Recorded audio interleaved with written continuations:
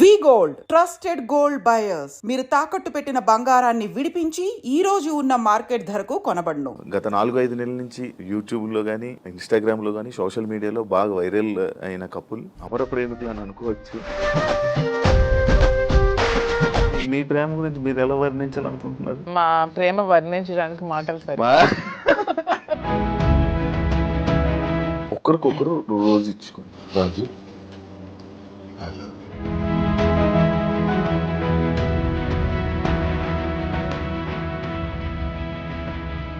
చెప్పాలనుకుంటున్నది ఏమన్నా? మన ఇద్దరి తాలూకా ఈ స్నేహం, ఈ ప్రేమ శాశ్వతం.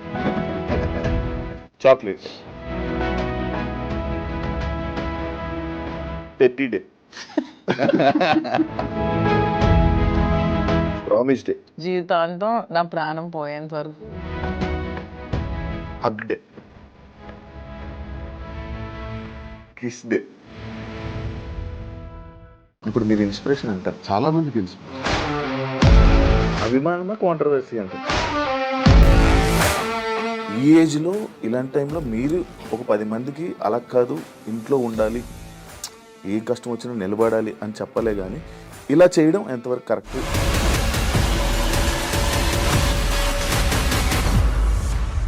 20 ఏళ్లలో మా గొడవ అదే గొడవ. కానీ ఈ టైంలో కూడా ఇది ప్రజల్లోకి రావడం కరెక్ట్. 100 మెట్లు దిగే నేను ఆమెకు అంగీకరించాను. అప్పటికీ కాంప్రమైజ్ కాలేదు. ఆ తర్వాత తాళం వేసేస్తున్నారు ఇంటికి. ప్యాంటు షర్ట్ గాడంట, లుంగీ షర్ట్ గాడంట.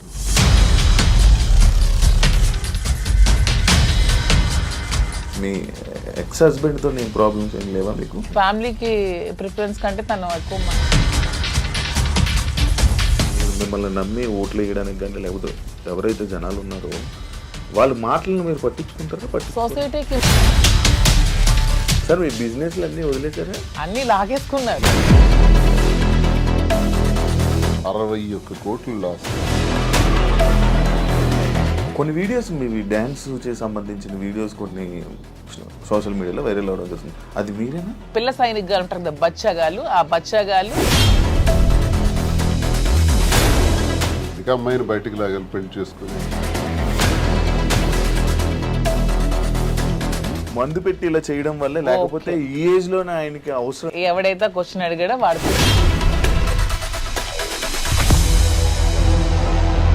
జాఫర్ గారికి ఇంటర్వ్యూ ఇచ్చిన టైంలో కూడా శ్రీనివాస్ గారిని ఎప్పుడు కూడా లంచాలు తీసుకోమని ఫోర్స్ చేస్తుంది, డబ్బు పిచ్చి. ఇతనికి నచ్చదు. అక్కడే మొదలయ్యేది వీళ్ళిద్దరికి గొడవ. దువ్వాడ శ్రీనివాస్ రాజకీయం అనే గ్రౌండ్ ఫీల్డ్ వదిలేడు. దయచేసి ఆ భ్రమల నుంచి బయటపడమని. ఎల్ అనే వర్డ్ ఏదైతే ఉందో బూతు, భార్య పిల్లల్ని అలా అందరి ముందు, మీడియా ముందు అలా అనడం కరెక్టా? నేను వెంటనే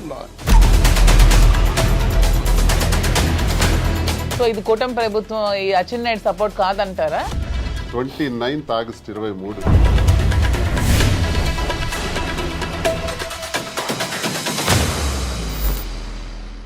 హాయ్ హలో నమస్తే, నేను మీ anchor Shiva. Welcome to iDream media. ఈ పాటికే నా ముందున్న గెస్ట్లు ఎవరో మీకు అర్థమైపోయి ఉంటుంది ప్రోమో చూడడం వల్ల. గత 4-5 నెలల నుంచి యూట్యూబ్లో కానీ ఇన్స్టాగ్రామ్లో కానీ సోషల్ మీడియాలో బాగా వైరల్ అయిన కపుల్ అమర ప్రేమికులు అని అనుకోవచ్చు. మాధురి గారు అండ్ దువ్వాడ శ్రీని గారు ఈరోజు మనతో ఉన్నారు. వాళ్ళిద్దరితో మాట్లాడి మనకు తెలియని విషయాలు తెలుసుకునే ప్రయత్నం అయితే ఈరోజు చేద్దాం. హాయ్ అండి, ఎలా ఉన్నారు? హాయ్ సార్, ఎలా ఉన్నారు? బాగున్నారా? February 14th వస్తుంది వ్యాలంటైన్స్ డే. దాని గురించి కూడా నేను లాస్ట్లో ఒక చిన్న ఇది ఉంది మీ ఇద్దరికి, దాని గురించి కూడా మాట్లాడదాం. హ్యాపీయా? Very very happy. మంచిగా ఆనందంగా ఉన్నారా? సంతోషంగా? ఆల్వేస్. ఎటువంటి ప్రాబ్లమ్స్ ఏం లేవా? ఏం లేదు. ఇద్దరు కలిసి ఉండడం స్టార్ట్ చేశాక ఎలాంటి మార్పులు చూసుకున్నారు మీ ఇద్దరు? చేంజెస్ గడిచిన జీవితంలో నేను ఏదైతే కోల్పోయాను అంటే, రాజకీయంగా చాలా అగ్రెసివ్గా, ముక్కుసూటిగా ఎంతటి వ్యక్తి గురించి అయినా సరే పదునైన మాటలతో మాట్లాడటం అలవాటు. ప్రజల పక్షాన పోరాటం అలవాటు.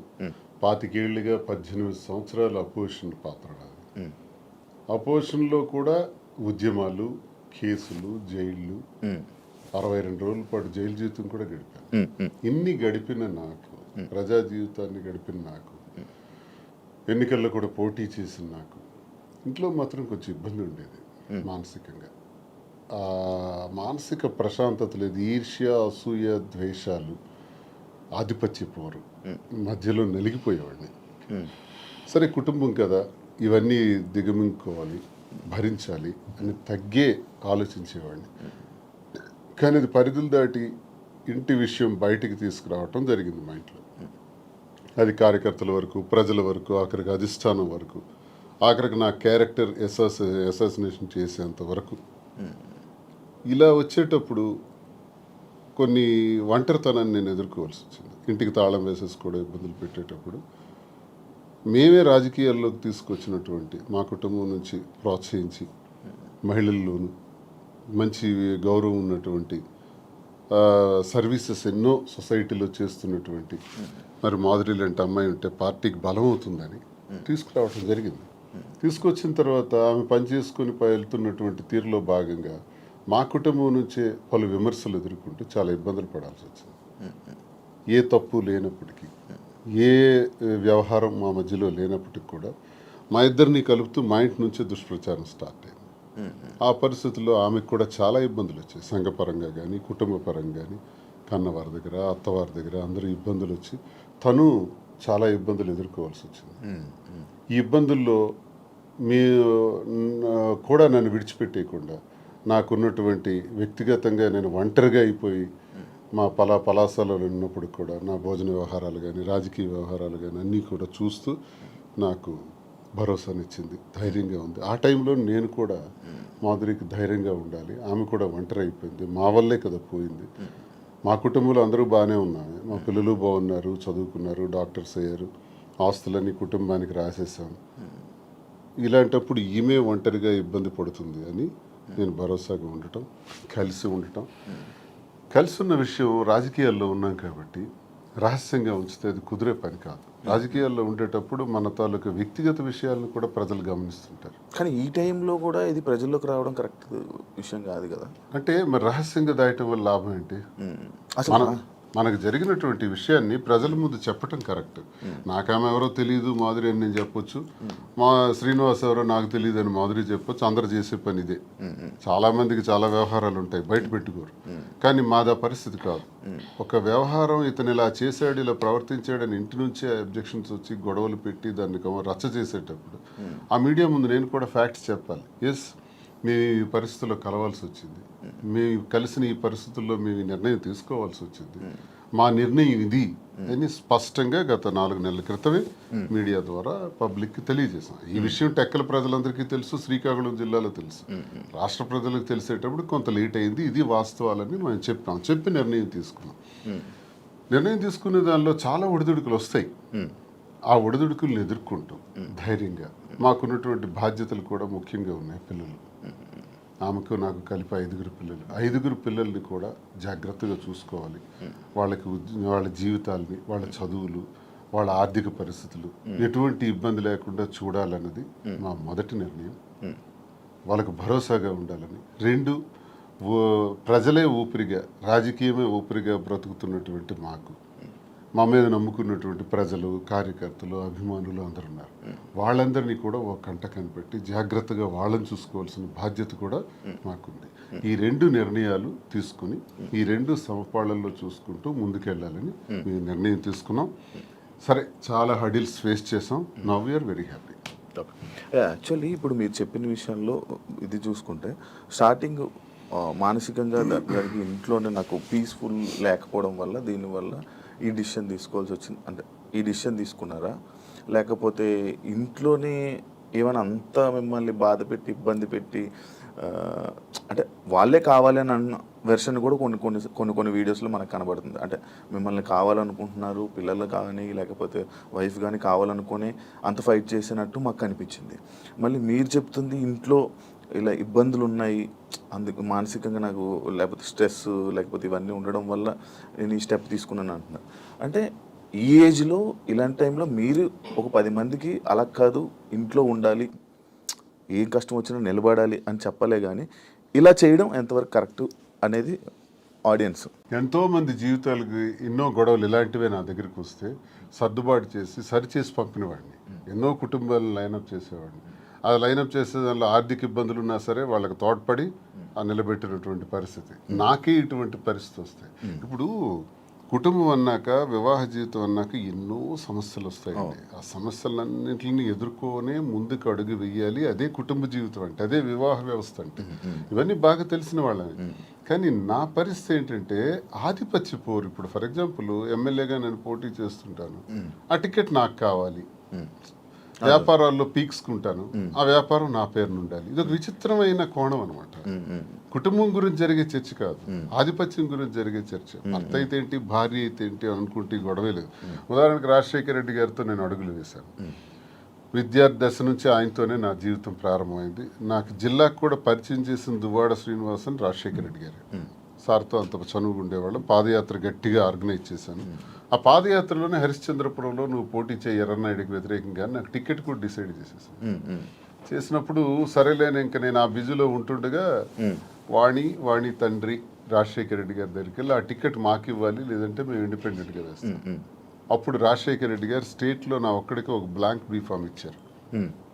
నీ పేరు రాసుకుంటావో, నీ వాణి పేరు రాసుకుంటావో నీ ఇష్టం, కానీ ఏదైనా జరిగితే నిన్నే నేను అడుగుతా, ఎలక్షన్ గురించి నీతోనే మాట్లాడుతూ, you are the in charge of the constituency అన్నారు. సరే ఆ బాధ్యత అప్పచెప్పారు సార్ అని నేనేం చేశానంటే డి వాణి అని పేరు రాసి ఇచ్చాను. అది 2004 సంవత్సరం, ఇది 2024 సంవత్సరం. ఈ ఎన్నికల మధ్యలో 20 ఏళ్లలో మా గొడవ అదే గొడవ.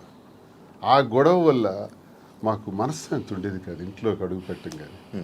నేను చిత్తడి నేలల కోసం, రైతుల కోసం, మత్స్యకారుల కోసం, స్వదేశీ మత్స్యకారుల కోసం ఒక 7-8 సంవత్సరాలు ఉద్యమాల్లో ఉండేవాడిని. ఆ ఉద్యమాల్లో నా మీద కేసులు, 18 కేసులు, 62 రోజులు జైలు జీవితం, నా మీద ఫైరింగ్ ఆర్డర్స్, ఇదంతా ఒక జీవితం. వీటన్నింటికి కూడా ఇంట్లో నుంచి సపోర్ట్ ఉండేది కదా. జైల్లో ఉండేటప్పుడు కూడా నన్ను పరామర్శించడానికి కూడా వచ్చే పరిస్థితి ఉండేది కాదు. ఇవన్నీ అనుభవించినా నా గుండెల్లోనూ దాచుకున్నాను. లాస్ట్కి మాధురి అనే అమ్మ ఇప్పుడు 28 ఏళ్ల నా జీవితంలో, 25 ఏళ్ల నా రాజకీయ జీవితంలో ఎప్పుడు నా దగ్గరికి మహిళలు రాలేదా? నేను ఎప్పుడైనా ఎవరితోనైనా అసభ్యంగా ప్రవర్తించానా? ఎవరితోనైనా అసభ్యంగా బిహేవ్ చేయలేదు కదా. మరి ఎందుకు ఇప్పుడే వచ్చింది నా మీద? ఎప్పుడు లేనిది ఇప్పుడే ఎందుకు క్రియేట్ చేశారు? కేవలం ఇది రాజకీయంగా వాడుకోవాలి, అంటే నన్ను బదనాం చేయాలి. అంటే మీ ఇద్దరు రిలేషన్లో ఉన్నారని ఫస్ట్ రూమర్ స్టార్ట్ చేశారా? మీకు లేకపోయినా కూడా తను రాజకీయంగా వచ్చింది, నేను రాజకీయంగా ఉన్నాను. ఓకే, ఇలా వస్తున్న వాళ్ళందరి మీద రూమర్స్ క్రియేట్ చేసేయచ్చా? అది ఇంట్లో నుంచి క్రియేట్ అయితే ఎంత పెద్ద సమస్య అవుతుంది. అది తప్పని చెప్పకుండా ఒకటి టికెట్ కోసం ప్రాధాన్యత, టికెట్ కోసం ఒక ప్రయత్నం. ఈ ప్రయత్నాలు నేను ఎలా తట్టుకోవాలి? పిల్లల్ని అల్లారు ముద్దుగా పెంచి, గుండెల మీద పెంచి, ఒక స్థాయికి తీసుకొచ్చి, కుటుంబాని కోసం తలగ్గి, ఆఖరికి టికెటే కదా కావాలి. అధిష్టానాన్ని నేను రిక్వెస్ట్ చేసా, టికెట్ ఆమెకి ఇచ్చేయండి అన్నాను. నేనే తగ్గిపోయాను. అప్పుడు వాణికి అధిష్టానం ద్వారా టికెట్ నేనే ప్రకటింపజేశాను. కానీ మళ్ళీ ఆమె గ్రాఫ్ కోల్పోయిన తర్వాత మళ్ళీ ఆ టికెట్ నాకే రావటం, నేనే పోటీ చేయాల్సిన అవసరం వచ్చింది. సో 100 మెట్లు దిగే నేను ఆమెకు అంగీకరించాను. అప్పటికీ కాంప్రమైజ్ కాలేదే. ఆ తర్వాత తాళం వేసేస్తున్నారు ఇంటికి. ఆ ఇంటికి తాళం వేసేటప్పుడు తలుపులు తన్నుకుని లోపలికి వెళ్ళలేక కాదు, అసలు మనసులో ఏం నడుస్తుంది? టికెట్ కావాలని టికెట్ తీసుకున్నారు, ఇంటికి తాళం వేశారు, సమాజంలో అభాస్పాలు చేశారు. ఇంక నేను ఎలా బ్రతకాలి? కారులో 7-8 రోజులు పడుకున్నాను. ఆఖరికి మా మదర్ దగ్గర వెళ్ళి ఒక 1 ఏడాది కాలం పట్టున్నాను. ఇవన్నీ టెక్కల ప్రజలకు తెలుసు, ఇవన్నీ మీలాంటి వాళ్ళు ఎంతమందికి తెలుసు? ఇన్ని బాధలు పడిన తర్వాత, ఇంటికి తాళం వేసిన తర్వాత, మనసులో నేను ఉండకూడదు, శ్రీనివాస్ నాకు అక్కర్లేదు అనుకునేటప్పుడు నేనేం చేయగలను? అలాంటిది ఎలక్షన్ తర్వాత కూడా ఇంటి మీదకి వచ్చి, ఇంటి మీద కూడా గొడవ పెట్టి, అక్కడ నేను టెంపరీగా కొట్టుకుని ఇంటి మీద, నువ్వు ఇక్కడి నుంచి పోవాలి.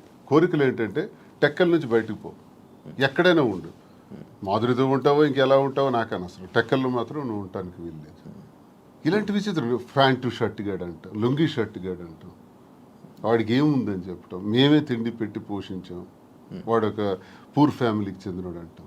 అవునండి, ప్యాంటు షర్ట్ లుంగీ షర్ట్ గాడు భార్య అంటే వాళ్ళ అమ్మని, మా అమ్మని తిట్టడం, మా తమ్ముళ్ళని తిట్టడం, కుటుంబాలని అవమానపరచడం ఎంత భరిస్తాం? మీరు మీడియాలోనే చూసారు ఈ మాటలన్నీ. ఇవన్నీ భరించుకుంటా, తల్లిని తిడితే భరించాలి, తమ్ముళ్ళని తిడితే భరించాలి, నన్ను అవమానపరిస్తే భరించాలి. ఇవన్నీ భరించుకుంటానే ఉన్నాను 28 ఏళ్ళు పిల్లల కోసం. కానీ మరి తనది రహస్యంగా ఉంచలే. అది 4 వాల్స్ మధ్య సెటిల్ అయి ఉంటే, నిజంగా ఆ అభిమానంతో భర్తే కావాలని తను అనుకుని ఉంటే మాధురి ఇంట్లో ఉండేవారు, నేను నా ఇంట్లో ఉండేవాడిని. కథ ఇంతవరకు వచ్చి ఉండేది కాదు. పరిస్థితులు ప్రభావాలే మమ్మల్ని ఇంతవరకు తీసుకొచ్చిన ఈ పరిస్థితుల్ని మనం రహస్యంగా ఉంచుకోకూడదు, ప్రజలకు చెప్పాలి. ప్రజలకు వాస్తవాలను తెలియజేస్తే వాస్తవాల ద్వారా వాళ్ళు మంచి చెడులను గ్రహించి ప్రజలే దేవుళ్ళని నమ్మిన నేను ప్రజలకు ఇవి నేను తెలియజేస్తే వాళ్ళే మనకు అగ్రభాగాన్ని కూర్చోబెట్టగలరు, లేదా అధోపాతాళానికి తొక్కేయగలరు. ప్రజలకు ఆ శక్తి ఉంది. కాబట్టి ప్రజలకే చెప్తే నాకు న్యాయం జరుగుతుందని నేను నమ్మి ప్రజలకు మేమిద్దరం కూడా వాస్తవాలు తెలియజేస్తాం. ప్రజలు మా పరిస్థితికి ఇలా ఉండడానికి మా ఈ పరిస్థితులు ప్రభావాలే కారణం. ఆ కారణం నేను ఒంటరి, తను ఒంటరి, రోడ్డు మీద నిలబడాల్సిన పరిస్థితులు వచ్చేటప్పుడు ఒకరికొకరు భరోసాగా నిలబడ్డాం.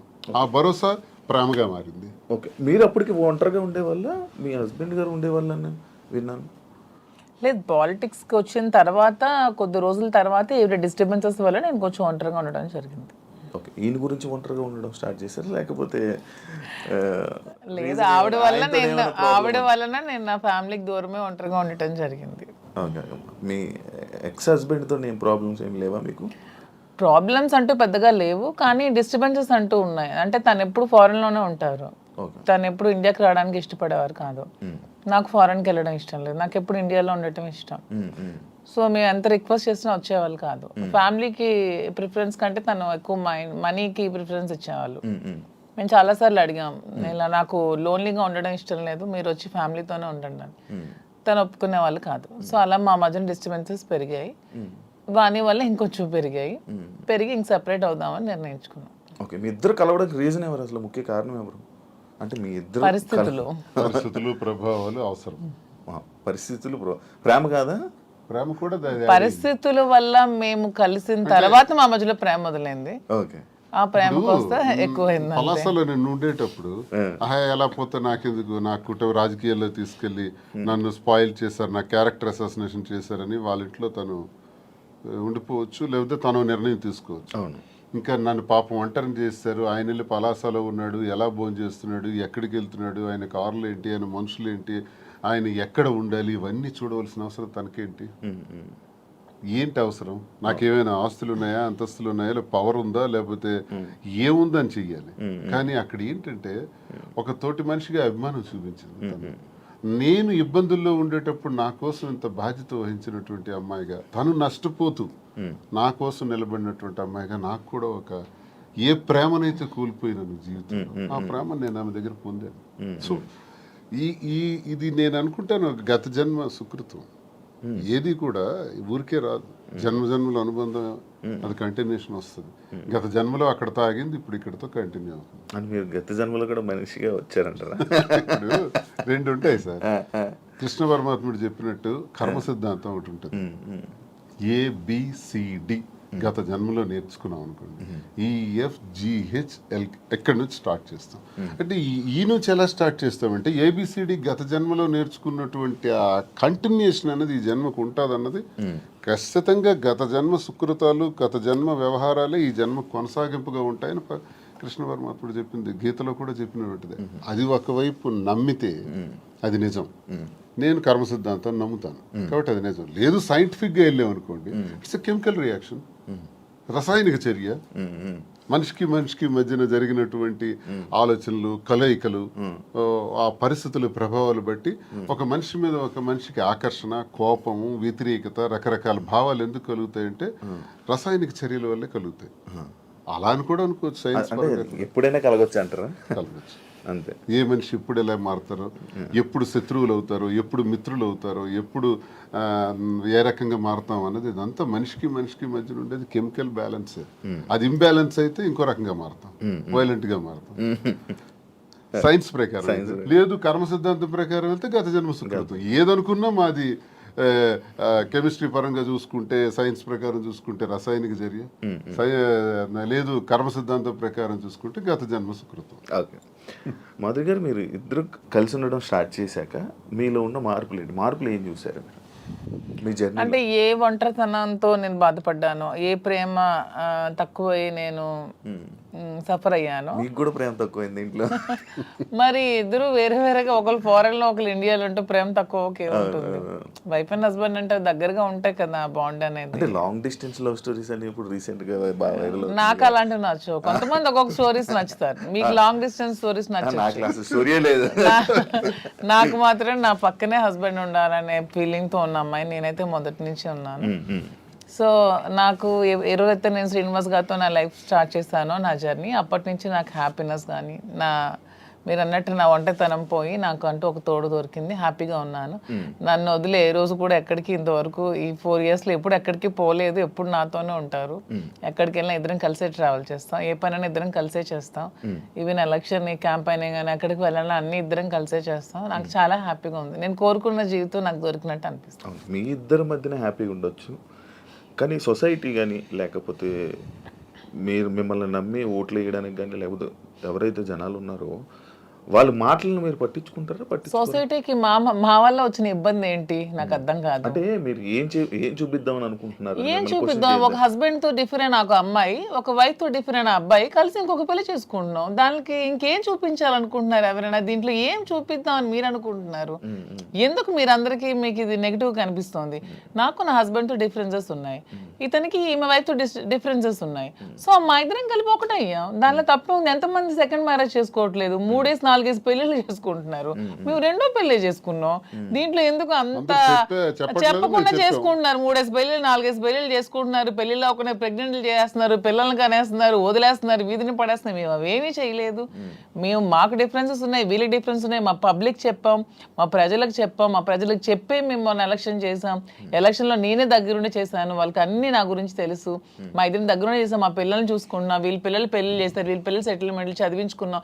మేము గాలికి వదిలేదు కుటుంబాలకి. వీళ్ళ కుటుంబానికి ఆస్తి మొత్తం ఇచ్చేస్తున్నాడు, రోడ్డు మీదకి వచ్చారు. నేను నా తల్లిదండ్రుల ఆస్తితో నేను ఉన్నాను. నేను హస్బెండ్ నుంచి ఇంతవరకు నేను 1 రూపాయి కూడా నేను తీసుకోలేదు ఇంతవరకు. నేను నా పిల్లలు కానీ నాకు కానీ నా పేరెంట్స్ నాకు ఏమైతే నాకు ఆస్తి నాకు వచ్చిందో ఆ యాన్సిస్ట్రల్ ప్రాపర్టీస్ మాత్రమే నేను నాకుతో పెట్టుకున్నాను. మీ ఎవరికి మేము ఏ బాధ పట్టుకున్నా ఎవరికి ఎందుకు మేమేం దీనివల్ల ఎవరై సఫర్ అయ్యేది ఏముంది? తిరిగి పైగా మా కార్యకర్తలు మా ప్రజలు మీరు వచ్చి మైక్ పెట్టండి చాలా చాలా హ్యాపీగా ఉన్నారు. ఎందుకంటే శ్రీనివాస్ గారి ఇంటికి వెళ్ళినప్పుడు ఏదైతే వాళ్ళకి లోటు ఉండేదో, అంటే వాణి సరిగ్గా చూసుకునేది కాదు, ఈవెన్ మంచినీళ్ళు కూడా ఇచ్చేది కాదు. హస్బెండ్కే చూడదు ఆమె, ప్రజలకి ఏం చూస్తుంది. ఇప్పుడు అదేమీ లేదు. నేను ప్రతి ఒక్క కార్యకర్తకి బాగా చూసుకుంటానని వాళ్ళకి నమ్మకం కలిగి నా దగ్గర రావడం స్టార్ట్ చేశారు. నాతో ట్రావెల్ చేస్తున్నారు, నన్ను అభిమానిస్తున్నారు, ఆదరిస్తున్నారు, నన్ను అమ్మలాగా చూసుకుంటున్నారు అందరూ కూడా. ఇప్పుడు 22లో ఈ గొడవ స్టార్ట్ అయింది. 24లో నేను ఎమ్మెల్యే పోటీ చేశాను. నా మీద పోటీ చేసి గెలిచినటువంటి అచ్చెన్నాయుడు రాష్ట్ర తెలుగుదేశం పార్టీ అధ్యక్షుడు ఎన్నికల ముందు ఏం చెప్పాడు? రాష్ట్రంలో హైయెస్ట్ మెజారిటీ నాదే, అబౌట్ 70,000 ఓట్స్ అన్నాడు. నిజానికి కూటమి ప్రభుత్వంలో ఎవడు నామినేషన్ వేసినా 40,000, 50,000, 60,000తో గెలిచారు. మా జిల్లాలోనే 4 ఎమ్మెల్యేలు కొత్తోళ్ళు, మొక్కం తెలియనోళ్ళు కూడా. ధర్మాన ప్రసాద్ లాంటి వ్యక్తి మీద కూడా 3 రోజుల ముందు వచ్చి నామినేషన్ వేసి 54,000 మెజార్టీతో గెలిచాడు. మరి అచ్చెన్నాయుడు ఎంతతో గెలవాలి? కనీసం 70తో గెలవాలి కదా. 30, నా 73,000 ఓట్లు. ఇవన్నీ తెలిసి ప్రజలు నాకెందుకు ఇంకా నైతికంగా బలంగానే ఉంచారు. నైతికంగా అచ్చెన్నాయుడు ఓడిపోయినట్టే. కిందోళ్ళందరికి ఒక్క 15 రోజుల ముందు వచ్చిన వాళ్ళందరికి కూడా 40,000, 50,000 మెజారిటీలు వచ్చి నీకేం 30,000? అంటే ప్రజలే 1,000 వ్యతిరేకించుంటే అచ్చెన్నాయుడికి 70,000 రావాలి కదా. ఇంత వేవ్లో కూడా అచ్చెన్నాయుడు అతి తక్కువ ఓట్ల తేడాతో గెలిచాడు కదా. సో నేను గతసారి ఎంపీకి పోయినా 3,100 తేడా నాది. వాళ్ళకి మాకు ఎప్పుడు వెరీ లెస్ మార్జిన్, 3,000, 3,500. సో వీడు ఇలాంటి వాడు సంఘ వ్యతిరేకమైన పని చేసాడు, కొట్టండి అనుకుంటే నాకు 20-30,000 ఓట్లకి తగ్గి కుదించేసి ఆయనకు 1,00,000 మెజారిటీ ఇవ్వచ్చు. జరగల ఇంత వేవ్ లో కూడా. అదే మాకు ప్రజల్లో. అయినా పర్సనల్ లైఫ్ ని ప్రైవేట్ లైఫ్ కి ఏంటి సంబంధం అండి? ఇది మా ఫ్యామిలీస్ మధ్యలో ఉన్న డిస్టర్బెన్సెస్ తో మేము ఒకటే. పర్సనల్ లైఫ్ ప్రైవేట్ రహస్యంగా ఉంటూ అబద్ధాలు ఎవడైతే ఆడతాడో వాడు దొంగ. పర్సనల్ లైఫ్ ను ఓపెన్ గా తెరచిన పుస్తకంలో జనం ముందు చెప్పేస్తే దొంగలు ఎలా అవుతాము? వాస్తవం చెప్పిన వాళ్ళు అవుతాం. ప్రజలే గుర్తించారు, ప్రజలే గౌరవిస్తున్నారు. ఈ రోజు మాకున్న గౌరవం పెరిగింది సమాజంలో. ప్రతి ఒక్కళ్ళు ఎక్కడ చూసినా సార్ ఒక సెల్ఫీ అంటారు. కార్లను ఓవర్టేక్ చేసుకుని పరిగెట్టుగా స్పీడ్గా వచ్చి ఫోటో కావాలని అడుగుతున్నారు. డాక్టర్స్, ఇంజనీర్లు, పెద్ద పెద్ద ఎంప్లాయీస్, ఉన్నత స్థాయి వాళ్ళు, పోలీస్ ఆఫీసర్స్, పెద్ద పెద్ద వాళ్ళు కూడా. ఒక పెద్ద ఆఫీసర్ అయితే మొన్న చేయి తీసుకొని గుండె మీదలో పెట్టుకొని పెద్దగా ఊపిరి తీసాడు. ఏం సార్ ఏంటి అంత ఎమోషన్ అవుతున్నారు ఏంటంటే, మీరంటే నాకు ఇష్టం సార్. ఆయన ఏం అర్థం చేసుకున్నారు? పెద్ద ఆఫీసర్, ఇంకా చాలా మంది పేర్లు చెప్పకూడదు, వాళ్ళు ఏం అర్థం చేసుకున్నారు? ప్రతి ఒక్క జీవితంలో కూడా కథ ఉంది. ఆ కథ చాలా మంది చెప్పలేక భరిస్తున్నారు. మేము చెప్తాం. ఇప్పుడు మీరు ఇన్స్పిరేషన్ అంటారు, చాలా మందికి ఇన్స్పిరేషన్. ధైర్యంగా కాకపోతే బతకండి. ఆవేశం ఎలా వస్తుంది, వాళ్ళ కళ్ళల్లో ఆర్ద్రత ఎలా వచ్చింది, ఆ సంతోషం ఎలా వచ్చింది. 1600 ఉన్నటువంటి యూట్యూబ్ మా ఫాలోవర్స్ ఈ రోజు లక్షలా దాటారు. 1,45,00,000 వ్యూవర్షిప్ ఎలా వచ్చింది? ఇదంతా ఎక్కడి నుంచి వచ్చింది? అభిమానంతో వస్తుంది. అభిమానమా కాంట్రవర్సీ అంటారు? కాంట్రవర్సీ ఎందుకు రావాలంత? ఫాలో అప్ ఎందుకు చేయాలి? న్యూస్ కదా, లేటెస్ట్ న్యూస్ కదా, లేటెస్ట్ రెండు ఉంటాయి, రెండు ఉంటాయి. ప్రతి ఒక్కరికి రెండు ఉంటాయండి. ఎవరికైనా సరే రెండు కోణాలు ఉంటాయి. ఏ మనిషికైనా సరే విమర్శలు ఉంటాయి, పొగడ్తలు ఉంటాయి, రెండు ఉంటాయి. అవన్నీ బ్యాలెన్స్ చేసుకొని వెళ్తేనే జీవితం. రావణుణ్ణి మెచ్చింది ప్రజలే, రాముణ్ణి మెచ్చింది ప్రజలే. రెండు ప్రజలే. మీకు రావణుడు ఇష్టం ఉండొచ్చు, నాకు రావణాసుడు అంటే ఇష్టం. ఎవరి లైఫ్ స్టైల్ వాళ్ళది. నాకు రావణాసుడు హీరో, నేను హీరోగా చూస్తాను. సార్కి రాముడు అంటే హీరో. అది ఎవరి ఇష్టం వాళ్ళది. ఎవరు ఆయన ఎలా చూస్తున్నారు? రావడం అనుకుంటున్నారు, రావణాసుడు. నేను డిఎస్ఏ అనుకున్నాను. డిఎస్ కి ఒక బ్రాండ్ ఉంది, దువ్వాడ శ్రీనివాస్ అంటే ఒక బ్రాండ్. ఎవరితో కంపేర్ చేయను. ఈ స్పెషల్ అంటే. సార్ మీ బిజినెస్ అన్ని వదిలేసారా? వదిలేదు, అన్ని లాగేసుకున్నారు. మేమేం బిజినెస్ వదిలేదు. మైన్స్ నాది 25 years నుంచి మైన్స్ కంపెనీ. ఎప్పుడు మైన్స్ ప్రపంచ స్థాయిలో కూడా ఐకాన్ బ్రౌన్ గ్రానైట్ ఓనర్ గా మంచి పేరు ప్రఖ్యాతులు సంపాదించాం. మైన్స్ లో బాగా పీక్స్ కి వెళ్ళాను. ఈ గవర్నమెంట్ ఉంటే ఒకలాగా, లేకపోతే రిజల్ట్ రోజు ఈవినింగ్ లాగేసుకున్నాం. 4వ తారీఖు ఎన్నికల ఫలితాలు వచ్చాయంటే ఆ సాయంత్రం కల్లా నా మైన్ ఒక్కసారి కొట్టి పంపించేశారు. ఈ రోజు వరకు పర్మిట్స్ ఇవ్వట్లా. 61 కోట్లు లాస్ సడన్ గా గవర్నమెంట్ రావటం వల్ల, కూటమి ప్రభుత్వంలో అచ్చెన్నాయుడు వీళ్ళు టార్గెట్ పెట్టారు. సరే ఇవన్నీ చేస్తుంటారు వాళ్ళు, భరిస్తారు. శ్రీను గారు అంత మైనింగ్ కంపెనీలు అలాంటి పెద్ద పెద్ద బిజినెస్లు చేసిన మీరు రీసెంట్గా చీరలు బిజినెస్లోకి తీసుకొచ్చేసారని చెప్పి కామెంట్స్ కామెంట్స్. దానికి బిజినెస్, సారీస్ బిజినెస్ కాదా? ఏదైనా బిజినెస్ ఏనండి. దానిలో కామెంట్ చేయడానికి ఏముంది? ఇప్పుడు శ్రీనివాస్ గారు ఎప్పుడు మైన్స్ బిజినెస్, తను ఫస్ట్ నుంచి కూడా. పర్లాకిముడిలో వరల్డ్ ఫేమస్ మెటీరియల్ తను అక్కడ ఉంది. పర్లాకిముడిలో తను క్వారీ చేశారు. ఆ క్వారీని కూడా ఇలా లిటిగేషన్స్ పెట్టి కేసులు పెట్టేసి ఇతను ఓడిపోగానే వాళ్ళ పార్టీ రాగానే టీడీపీ హయాంలో క్లోజ్ చేసేసారు. దాన్ని నిలదక్కుని పాపం మళ్ళీ కొత్తగా టెక్కల్లో స్టార్ట్ చేశారు. దాన్ని కూడా మొన్న రిజల్ట్ రోజు ఈవినింగే మొత్తం కూల్ చేశారు. పోర్టులో కాంట్రాక్ట్స్ వర్క్స్ చేశాం మేమిద్దరం. దాన్ని ఆపేశారు. సో ఇంకేం చేయాలి? నాకు ముందు నుంచి కూడా ఈ శారీస్ విషయంలో నాకు ఒక ప్యాషన్ ఉంది. నాకు ఒక ఫ్యాషన్ మీద ఒక ప్యాషన్తో, ఇంట్రెస్ట్తో నాకు ఈ శారీస్ స్టోర్ పెట్టాలని ఎప్పటి నుంచో ఆలోచన ఉంది. దట్టు ఈ శారీస్ బిజినెస్ ఏంటి, పాలిటిక్స్కి సంబంధం లేకుండా ఉండే బిజినెస్, పీపుల్కి, మాకు పబ్లిక్కి మాకు రిలేటెడ్గా ఉండే బిజినెస్ అనేది ఈ శారీస్ బిజినెస్. ఎందుకంటే మేము పబ్లిక్ ఎంత ఫెయిర్గా ఉంటే వాళ్ళు నచ్చితే మా దగ్గరికి వస్తారు, కొనుక్కుంటారు, వెళ్తారు. సో దీనిలో పొలిటికల్ ఇంటర్ఫీరెన్స్ అంటూ ఏమీ ఉండదు. సో అందుకని నేను శ్రీనివాస్ గారికి ఇంతవరకు మనం మైండ్స్ ఇవన్నీ చేసి ఎప్పుడు కోల్పోతున్నాం, ఎప్పుడు కూడా నిలదొక్కుకోలేదు. ఈ 4 yearsలో కూడా 30-40 crores వరకు పెట్టాం, లాస్ అయిపోయాం.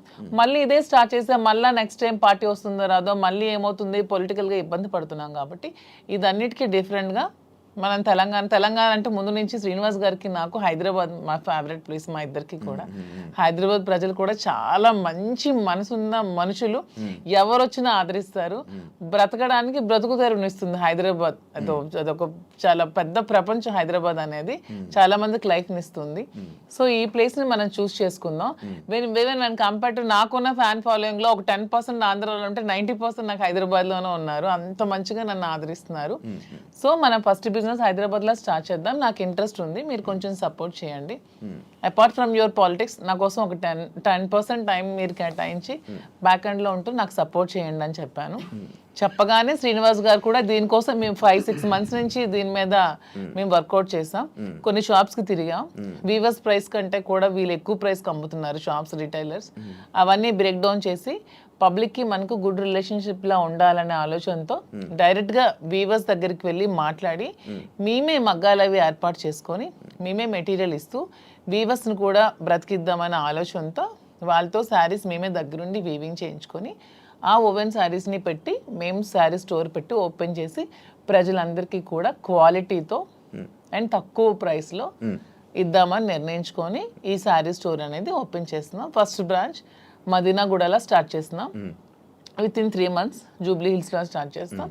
విత్ ఇన్ ఇంకొంచెం రోజుల్లో ఇంకొక 4-5 బ్రాంచెస్ కూడా ఎస్టాబ్లిష్ చేయాలన్న ఆలోచనతోనే ఉన్నాం. అంతేగాని శారీస్ బిజినెస్ అనేది తక్కువగా చూడకండి. కూర్చోడానికి కాదు, అంటే ఒక మంచి గ్రేట్ లీడర్ శ్రీకాకుళంలో మంచి దువ్వాడ శ్రీని గారు అంటే మంచి నేమ్ ఉంది. అంత లీడర్లా ఉండేవాళ్ళు. ఆయన నోట్లో నుంచి ఎప్పుడు లైక్ జనాల దగ్గరికి వెళ్ళి అవి ఇవి వినేవాడు. కాకపోతే మైనింగ్ కంపెనీ బిజినెస్ చేసేవారు, ఒక మంచి బిజినెస్ మ్యాన్ అనుకునే వాళ్ళం. కానీ అలాంటి ఆయనతో నోట్లో నుంచి మేము ఇలా శారీ బిజినెస్ చేయబోతున్నాం ఇలా చెప్తుంటుంటే ఎలా ఉండే ఆయన్ని ఎలా చేశారు, ఎలా ఉండే ఆయన ఎలా చేయడం. బిజినెస్ అనేది ఏదైనా బిజినెస్, అది ఏదైనా చిన్న ప్రొడక్ట్ అయినా పెద్ద ప్రొడక్ట్ అయినా బిజినెస్ అనేది బిజినెస్ కింద క్యాలిక్యులేట్ చేయాలి. అది చీర జాకెట్టా లేకపోతే ఇంకేంటా అని చూడకూడదు. బిజినెస్ నాకు దీంట్లో ఇంట్రెస్ట్ ఉంది. ఇంతవరకు మైండ్స్ లో అతనికి ఇంట్రెస్ట్ ఉంది, మైండ్స్ వల్ల కోల్పోయాం. సో నా ఇంట్రెస్ట్ ఒకసారి వచ్చి చూడండి, చేద్దాం. మీకు తనకి ప్రజలే ఇష్టం, తనకి ప్రజాజీతం ఇష్టం, ఇది కూడా ప్రజలకు లింకప్ అయ్యేది. మా కింద ఒక 100 మంది పనిచేస్తారు. మా ప్రజా సంబంధాలు ఇంకొంచెం బాగుంటాయి, ఇంకొంచెం మనకి పీపుల్ తో బాండింగ్ పెరుగుతుంది.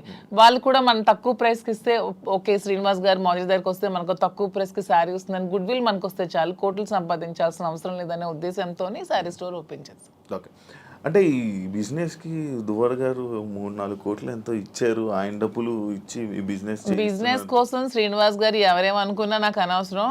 శ్రీనివాస్ గారు అన్ని ఆస్తులు వానికి రాసిచ్చేసి వచ్చేసారు. With empty hands he came out. అక్కడి నుంచి మా లైఫ్ని మళ్ళీ మేము ప్రారంభించుకున్నాం. దీనికోసం మా పేరెంట్స్ ఇచ్చిన ప్రాపర్టీస్ మాత్రమే నేను సేల్ చేసి బిజినెస్లో పెడుతున్నాను. అలానే నాది వేరు శ్రీనివాస్ గారు వేరు అని మాకు లేదు. మీరు అడిగిన క్వశ్చన్కి ఆన్సర్ చెప్పాం. మా ఇద్దరు తన దగ్గర ఎన్ని కోట్లున్నా నాకు ఇస్తారు. ప్రెసెంట్ లేవు, లాగేసుకున్నారు అందరూ. ఉంటే నాకు ఇస్తారు ఖచ్చితంగా.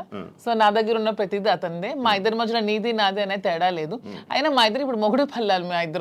మా ఇద్దరు నాదైనా ఒకటి అతనిదైనా ఒకటి, ఎవరికి సంబంధం లేదు. ఎవరు డబ్బులు పెడితే మీకేంటి ప్రాబ్లం? మీ బిజినెస్ చేస్తున్నావా, మంచి ప్రొడక్ట్ అందిస్తున్నావా అనేది మీరు చూడండి. డబ్బు గురించి ఆయనకి దగ్గర అయ్యారని కూడా టాక్. అది ఫేక్ అదే చెప్తున్నాను కదా. మీరు కావాలంటే అన్ని మొత్తం డాక్యుమెంట్స్ అవన్నీ వెనక్కి తీసుకోండి, ఆస్తులన్నీ రాసిచ్చి తను చెప్తున్నా 0 బ్యాంక్ బ్యాలెన్స్ తో వచ్చారు నా దగ్గరికి. అందుకే నేను అంటున్నాను, మా బంధం మీరు ఎన్ని కామెంట్ చేసుకున్నా మాది 100% ప్యూర్ లవ్. ఎందుకంటే నేను అతని నుంచి ఏది ఆశించలేదు, 1 రూపాయి ఆశించలేదు. అతను పదవిలో లేరు, నేను పదవిని ఆశించడానికి. అతను డబ్బులు లేవు, డబ్బు ఆశించడానికి. ఏమి ఆశించుకున్నా 100% అతని మనసు, అతని వ్యక్తిత్వం, అతని హానెస్టీ, అతని హంబుల్నెస్ ఇవే చూసి నేను ఇష్టపడ్డాను. దాంతోనే ఇప్పుడు కలిసి ఉన్నాం. అతని దగ్గర ఏ ఆస్తులు లేవు, అన్ని బాణీకి ఇచ్చేసి వచ్చేసారు. ఇటీవల కాలంలో ఒక 2 కోట్ల రూపాయలు విలువైన 2.5 కోట్ల విలువైనటువంటి ఒక అసెట్ విశాఖపట్నంలో అమ్మారు. అలాగే శ్రీకాకుళంలో కూడా కొన్ని ల్యాండ్స్ అమ్మారు. అమ్మి ఈ డబ్బులన్నీ కూడా అక్యుములేట్ చేసి ఈ బిజినెస్ లో మా ఫాదర్ నాకు ఇచ్చిన ప్రాపర్టీస్ అన్ని నేను ఇప్పుడు అమ్మేశాను. ఎప్పటి నుంచో మా ఫాదర్ నాకు ఇచ్చే 2009 నుంచి అవి నా పేరు మీద ఉన్నవి. ఇప్పుడు బిజినెస్ కోసం నేను అమ్మేసి మరి బిజినెస్ స్టార్ట్ చేశాను. అంటే మీరు స్టార్టింగ్ అంటే ఆయనకి పరిచయం అవ్వకముందు నుంచి, రాజకీయంలోకి రాకముందు నుంచి మీరు మేము ఫైనాన్షియల్ గా వెల్ సెటిల్డ్. మా ఫాదర్ వాళ్ళు వెల్ సెటిల్డ్, మా హస్బెండ్ వాళ్ళు కూడా వెల్ సెటిల్డ్. అన్ని వెల్ సెటిల్డ్ ఫ్యామిలీ ఫైనాన్షియల్ గా. మాకు ఫైనాన్షియల్ గా ప్రాబ్లమ్స్ కానీ ఏమి కూడా లేవు, ఎప్పుడు కూడా లేవు. వెల్ సెటిల్డ్ ఫ్యామిలీనే. ఇప్పుడు వీటి కోసం మేము ఆస్తులు అమ్మాల్సి వచ్చింది, లేకపోతే ఆస్తులు అమ్మాల్సిన అవసరం కూడా లేదు. ఎందుకంటే ఎలక్షన్ లో ఉన్న డబ్బులు కొంచెం ఉంటే అవి కూడా కోల్పోయాను. మా ఇద్దరు ఉండడానికి ఇల్లు కూడా కట్టుకున్నాం, దానికోసం కొంచెం డబ్బులు పెట్టవలసి వచ్చింది. సో ఇప్పుడు మళ్ళీ బిజినెస్ స్టార్ట్ చేయడానికి ఈ ప్రాపర్టీస్ అమ్మాల్సి వచ్చింది. లైక్ అంటే ఈ కామెంట్స్ రావడానికి గల రీజన్స్ ఏంటంటే, మీరు అది కొన్ని వీడియోస్ మీ డ్యాన్స్ చేసి సంబంధించిన వీడియోస్ కొన్ని సోషల్ మీడియాలో వైరల్ అవ్వడం జరుగుతుంది. అది మీరేనా? అది ఇప్పటికీ చెప్తున్నాను, అది నేను కాదు. అసలు ఆ మనిషి కూడా నా అలాగే లేదు. అది ఎందుకు ఎవరికి అనిపించింది, ఎవరికి పెట్టాలనిపించిందో కావాలనే కూటమి ప్రభుత్వం వాళ్ళే ఖచ్చితంగా దీన్ని ఈ పిల్ల సైనికులు ఉంటారు కదా, బచ్చగాళ్ళు, ఆ బచ్చగాళ్ళు ఈ కొంతమంది కలిపి ఐటీడీపీ అని ఇదొన్న పేజ్లో పెట్టి అనవసరంగా ట్రోల్ చేశారు. అలానే డాన్స్ చేసే అమ్మాయిని నేనేం కామెంట్ చేయట్లేదు. నాకు రికార్డింగ్ డాన్స్లు, నాకు స్టేజ్ల మీద డాన్స్ చేసుకోవాల్సిన అవసరం నాకైతే ఎప్పుడూ లేదు. ఎనీబడి కెన్ ప్రూవ్ చేసుకోండి. సార్ అప్పుడే చెప్పారు, ప్రూవ్ చేసుకుంటే నేను 1 crore rupees వాళ్ళకి గిఫ్ట్ ఇస్తానని. మొన్న ఛానల్లో కూడా నాకు అవసరం లేదు. అలానే నేను ఒకటే చెప్తున్నాను, ఎవరి బ్రతుకుతారు కోసం వాళ్ళు చేసుకుంటారు. ఇదే డాన్స్ స్టేజ్ మీద పబ్లిక్ గా బట్టలు ఇప్పి చేస్తున్నారు, వాళ్ళేమో హీరోయిన్లు అంటున్నారు. స్టేజ్ మీద చేస్తే స్టేజ్ రికార్డింగ్ డాన్సర్లు అంటారు, నానా రకాల పేరు పడుతున్నారు. నేను ఎవరు అమ్మాయిని కామెంట్ చేయట్లేదు. నాకైతే మీరు వెళ్ళి మా ప్లేస్ లో ఎంక్వైరీ చేసుకోండి, నేను పుట్టిన ప్లేస్ లో, మా అత్తగారి ప్లేస్ లో. ఈ విమర్శలు చేసేవాళ్ళు ఎవరైనా ఆ అమ్మాయి మాధురి అని ప్రూవ్ చేస్తే 1 crore ఇస్తాం. ఒకవేళ వాళ్ళు ప్రూవ్ చేయలేకపోతే వాళ్ళు సరెండర్ అవుతామంటే అమ్మాయి ఎవరో కూడా మేమే తెచ్చి పెడతాం. ఎందుకు అమ్మాయిని బయటికి లాగాలి, పెళ్లి చేసుకుని హ్యాపీగా ఉంది కాబట్టి. మాకు అమ్మాయి తెలుసు, అది ఏ రికార్డింగ్ డ్యాన్స్ ట్రూపో కూడా తెలుసు. కానీ అలాగ అమ్మాయినే మాధురి అని చూపించిన వాళ్ళకి నేను అంటున్నాను, 1 crore మీకు బహుమానం కింద ఇస్తాను, దయచేసి అది ప్రూవ్ చేయండి అంటున్నాను. అంటే చీప్ ట్రిక్స్ ప్లే చేయడం, ట్రోల్ చేసి ఎందుకు అలా ట్రోల్ చేయాల్సిన అవసరం ఏముందో నాకు అర్థం కాదు. అలా చేస్తే ఏమొస్తుంది? అంటే ఇప్పుడు మాధురికి నాకు మేము ఒక మనసుతో ఉన్నాం కదా, మరి అలా చేస్తే ఏమొస్తుంది మీకు? ఎవడా చేసేవాడు? రికార్డింగ్ డాన్స్ చేసే అమ్మాయిని పెళ్లి చేసుకుని, రికార్డింగ్ డాన్స్ అమ్మాయిని ఓవర్సీని పెళ్లి చేసుకుని నీకేంటి నొప్పి? పెట్టినోడికి ఏంటి నొప్పి? అలాగైతే మీరు డాన్స్ చేసి మీరే ఒప్పుకున్నట్టు. నేను కాదు కదా, నేను ఒప్పుకోవడానికి అమ్మాయి నేను కాదు. నేనైతే నిజంగా నేను ఒప్పుకుంటాను. I'm very bold and straight forward. నేను ఒప్పుకుంటాను. If it is me I will agree. నేనే అదా, నేను డాన్స్ చేసిన వీడియోస్ చాలా ఉన్నాయి, నేను పెట్టుకుంటున్నాను కదా. నేను చేసి నేనే పెట్టుకుంటాను. నేను అది కానప్పుడు నేను ఎలా ఒప్పుకుంటాను? అలానే అదే అంటున్నాను, ఒకవేళ డాన్స్ చేసిన అమ్మాయినే దువ్వాసం చేసుకుంటే మీకేంటి పెయిన్? అమ్మాయి మాత్రం అమ్మాయి కాదా, ఆడపిల్ల కాదా? ఎందుకు అంత ట్రోల్ చేయాల్సిన అవసరం ఏముంది? అంత నెగిటివిటీ స్ప్రెడ్ చేయాల్సిన అవసరం ఏముందని అడుగుతున్నాను నేను. ఒకవేళ ఆ అమ్మాయే మాధురి అని ప్రూవ్ చేయాలనుకుంటే 1 crore బహుమతి ఇస్తాం, తీసుకురండి అంటున్నాను. ఎవరైతే వచ్చారో వాళ్ళకి. అంటే ఇప్పుడంటే ఏ జనరేషన్ వచ్చేసింది, ఫేస్లు మార్పిడి ఇది. ఆ వీడియో చూస్తే అప్పుడెప్పుడు 2003 2000 వయసు ఎంత తెలుసు? ఏమండి నాకు ఇప్పుడు 34 years అండి. 2000 అన్న ఏజ్ ఎంత ఉంటది? ఓకే, ఆ వీడియో ఎప్పుడు చాలా ఓల్డ్. నేను 2000 అన్న ఏజ్ ఎంత ఉంటుంది చెప్పండి? 2005 లో నేను 10th. నాకు ఎంత ఏజ్ ఉంటుంది? నాకు 2010-11 అప్పుడు నేను ఎంత పిల్లని ఉంటాను? నా అమ్మాయి అంత డాన్స్ నాకు నేను ఎలా చేయగలను? కొంచెం నా పోనీ అట్లీస్ట్ నా చిన్నప్పుడు ఫోటోలు ఏవో చూపిస్తే మీకు తెలుస్తుంది. ఎప్పుడో మాదిరి చూపిస్తున్నారు కదా. అట్లీస్ట్ 2005 లో నేను 10th. పోనీ అప్పుడు నాతో చదువుకున్న వాళ్ళకి తెలుస్తుంది కదా. ఏదో మీలాంటి వాళ్ళు నమ్మాలి, ఎవరు తెలియని వాళ్ళు. తెలిసిన వాళ్ళకి ఏంటో తెలుసు. చెప్తున్నా అంటే మీరు చూస్తే ఎలా అనిపిస్తుంది? అలాగే నాకు ఎక్కడ అనిపించట్లేదు, మా వాళ్ళకి ఎవరికి అనిపించట్లేదు. మీకు ఎలా అనిపిస్తుందేమో మరి, మాకైతే తెలియదు. మా అందరికీ తెలుసు, ఎవరు మా జిల్లా అందరికీ తెలుసు అది నేను కాదని. ఇంక మిగతా వాళ్ళు నమ్మితే నమ్మొచ్చేమో కానీ ప్రతి ఒక్కరికి తెలుసు. ఇంక నమ్మినా నమ్మకపోయినా పర్వాలేదు, నేను అనుకున్నా కూడా ఐ డోంట్ కేర్ అంటున్నాను. పోనీ అమ్మాయి కూడా డాన్స్ బాగా చేస్తుంది అనుకుంటే అనుకోండి, దానిలో ఐ డోంట్ కేర్. శ్రీకాకుళం నుంచి వచ్చిన ఒక క్వశ్చన్, ఒక పాయింట్ ఏంటంటే, మాధురి గారు శ్రీని గారికి మందు పెట్టి ఆయన దాన్ని ఏదో అంటారు, ఆయన వలలో వేసుకుని వసీకరణ వలలో వేసుకుని వలలో బుట్లో పెట్టుకున్నది ఆ టైపు. సరే, మందు పెట్టి ఇలా చేయడం వల్ల, లేకపోతే ఈ ఏజ్ లోనే ఆయనకి అవసరం ఏంటి? సరే ఓకే, ఎవడైతే క్వశ్చన్ అడిగాడో వాడికి ఒకటి అడుగుతున్నాను. రే మందు పెట్టి శ్రీనివాస్ దగ్గర నేనేం తీసుకోవాలో చెప్పండి అని అడుగుతున్నాను. డబ్బుందా? లేదు. పోనీ అట్లీస్ట్ ఏజా? లేదు. ఇప్పుడు డబ్బు లేదు కానీ స్టార్టింగ్ లో ఆయన దగ్గర డబ్బు ఉండేది. ఇప్పుడు నేను వచ్చినప్పుడు ఏం లేదు. 2022లోనే ఇచ్చేసారా మీరు? ముందు నుంచి వాళ్ళ ప్రాపర్టీస్ అన్ని ఉన్నాయి. ఏ రోజు కూడా నేను 1 రూపీ కూడా అతని దగ్గర తీసుకోలేదు. తన పేరునే ఉన్నాయి, తర్వాత మిగతా రాసేసారు. రీసెంట్ గా 4 నెలల క్రితం జాఫర్ గారికి ఇంటర్వ్యూ ఇచ్చిన టైంలో కూడా she saying everything false allegations అండి. నాకేం రాసి ఇవ్వలేదు, నాకు అసలు ఏం లేదు, ఆయన ఇలా దూరం ఉండి ఇలాగా ఇల్లు ఇచ్చేసాను, ఈ ఇల్లు ఇచ్చేసాను అని చెప్తున్నారా తప్ప నాకు ఎటువంటి ప్రాపర్టీ ఏమి ఇవ్వలేదు. ఆ ఫ్యాక్టరీ రాసేసిన డాక్యుమెంట్స్ ఉన్నాయి. ఎన్నికలకు ముందే, ఎన్నికలకు 20-25 days ముందే రాసేసాను అన్ని. నా పేరున ఏదైతే ఉన్నాయో నా పేరున మీరు ఇవి తీయండి, మా ఎఫిడవిట్ వేస్తాం కదా, ఎమ్మెల్యేగా పోటీ చేసినప్పుడు ఎఫిడవిట్ లో ఏ అసెట్స్ ఉన్నాయో మీకు తెలుస్తాయి. ఆ అసెట్స్ ఈ రోజుకి నా పేరున ఉంటే you can anybody can challenge. ఈ రోజు ఆ అసెట్స్ నా పేరున ఉండాలి కదా. మొన్న నా పేరున ఎఫిడవిట్ లో ఎమ్మెల్యేగా పోటీ చేసినప్పుడు ఉండే అసెట్స్ ఇప్పుడు ఎందుకు లేవు? ఏమైనా అసెట్స్ తన పేరును ఉన్నాయో లేదో ఒకసారి వెరిఫై చేయండి, తెలుస్తుంది. ఎవిడెన్స్ ఉంటుంది కదా ప్రతిదానికి. అదే ఆ కామెంట్ పెట్టినోడికి అడుగుతున్నాను, శ్రీనివాస్ గారిని మందు పెట్టి తీసుకోవడానికి ఏముంది? సరే, మీరు ఇప్పుడు అన్ని ఆస్తులు రాస్తారు కదా, ఇప్పుడు అన్ని ఆస్తులు రాసేసి ఉన్నానని చెప్తున్నారు కదా, మరి ఇప్పుడు అన్ని ఆస్తులు రాసాక నా ఆస్తులు అమ్మి పెట్టి ఉండాల్సిన అవసరం నాకేముంది? వాడు ఎవడైతే కామెంట్ పెట్టాడో వాడికి 2 క్వశ్చన్స్ అడుగుతున్నాను. ఒకటి, ఆస్తుల కోసమే తీసుకొని ఉంటే అతని ఆస్తులన్నీ వదిలేసి వచ్చాక నా ఆస్తులు అమ్మి అతని దగ్గర ఉండాల్సిన అవసరం ఏముందని ఎవడైతే కామెంట్ పెట్టాడో వాడికి అడుగుతున్నాను. ఇంకొకటి పాయింట్, మీ మహేష్ ఎక్స్ హస్బెండ్ ఎవరైతే ఉన్నారో ఆయన స్టార్టింగ్ లో వచ్చారు ఏంటి దానికోసం ఇప్పుడు నేను చెప్పి నేను అరిగిపోయాను అతను చెప్పిన కామెంట్స్ కోసం. స్టార్టింగ్ లో వచ్చారు, ఈ మధ్య అసలు కనిపించట్లేదు. ఏమైనా డబ్బులు ఇచ్చి వాళ్ళని ఆయన్ని మేనేజ్ చేశారు? డబ్బులు ఇచ్చి మేనేజ్ చేయడానికి they are well settled family. వాళ్ళు ఆర్థోడాక్స్ ఫ్యామిలీ, రిచ్, టెక్కలకే రిచ్ వాళ్ళు. వాళ్ళ ఫాదర్ ఎవరు అడిగినా చెప్తారు, వాళ్ళ ఫాదర్ టెక్కల్లోనే రిచెస్ట్ ఫ్యామిలీ. వాళ్ళ ఫాదర్ కి 100 acres ఉండేవి. మనకంత స్థితిలో ఏమీ లేము. ఫస్ట్ లాయర్ శ్రీకాకుళం డిస్ట్రిక్ట్ మొత్తానికి మొదటి లాయర్ అతనే. హైకోర్టు నుంచి జడ్జెస్ కూడా వచ్చి అతనికి సన్మానం చేశారు. అతను ఇప్పుడు ఎక్స్పైర్ అయ్యారు. కానీ రిచెస్ట్ ఫ్యామిలీ వాళ్ళు. తలగాములు ఇప్పటికీ వాళ్ళకి ల్యాండ్ అసెట్స్ అన్నీ ఉన్నాయి. వాళ్ళకి ఏం డబ్బులు అవ్వాల్సిన అవసరం లేదు. తను చక్కగా మెరైన్ చీఫ్ ఇంజనీర్ జాబ్ చేసుకుంటున్నాడు, హ్యాపీగా ఫారెన్ లో ఉన్నాడు. 1 రూపీ కూడా వాళ్ళకి ఇవ్వాల్సిన అవసరం. తప్పు మేము ఇలా ఉన్నదానికి వాళ్ళ ఫ్యామిలీని బ్లేమ్ చేయకూడదు, అది చాలా తప్పు. వాళ్ళ ఫ్యామిలీ చాలా మంచి ఫ్యామిలీ. వాళ్ళేం ఫైనాన్షియల్ గా మా దగ్గర ఏముందని మీ వాళ్ళకి ఇవ్వడానికి? ఇప్పుడు మ్యూచువల్ అండర్స్టాండింగ్, మేము మ్యూచువల్ కన్సర్న్ తోనే మేము విడిపోయాం. మా దగ్గర ఏముంది మీ వాళ్ళకి ఇవ్వడానికి? ఇప్పుడు ఎవరు చేయాల్సిన అవసరం లేదు. వాళ్ళు బిజినెస్ కోసం అమ్ముతున్నాం, చాలా వరకు అమ్మాలి. పెట్టుబడులు చాలా ఎక్కువ అవసరం కదా, కొంచెం భారీగానే చేయాలనుకుంటున్నాం కాబట్టి బిజినెస్. సో అందుకని వాళ్ళని తప్పు పట్టడం అనేది చాలా తప్పు. వాళ్ళని ఎవరైతే కామెంట్ చేస్తారు దేవుడు కూడా క్షమించుడు అలా అంటే, అది చాలా తప్పు. వాళ్ళని ఇందులో లాక్కూడదు. ఇప్పుడు మీరు పూర్తిగా హైదరాబాద్ లో ఉంటారా లేకపోతే ఇక్కడ? శ్రీనివాస్ గారు కంప్లీట్ గా అక్కడే ఉంటారండి.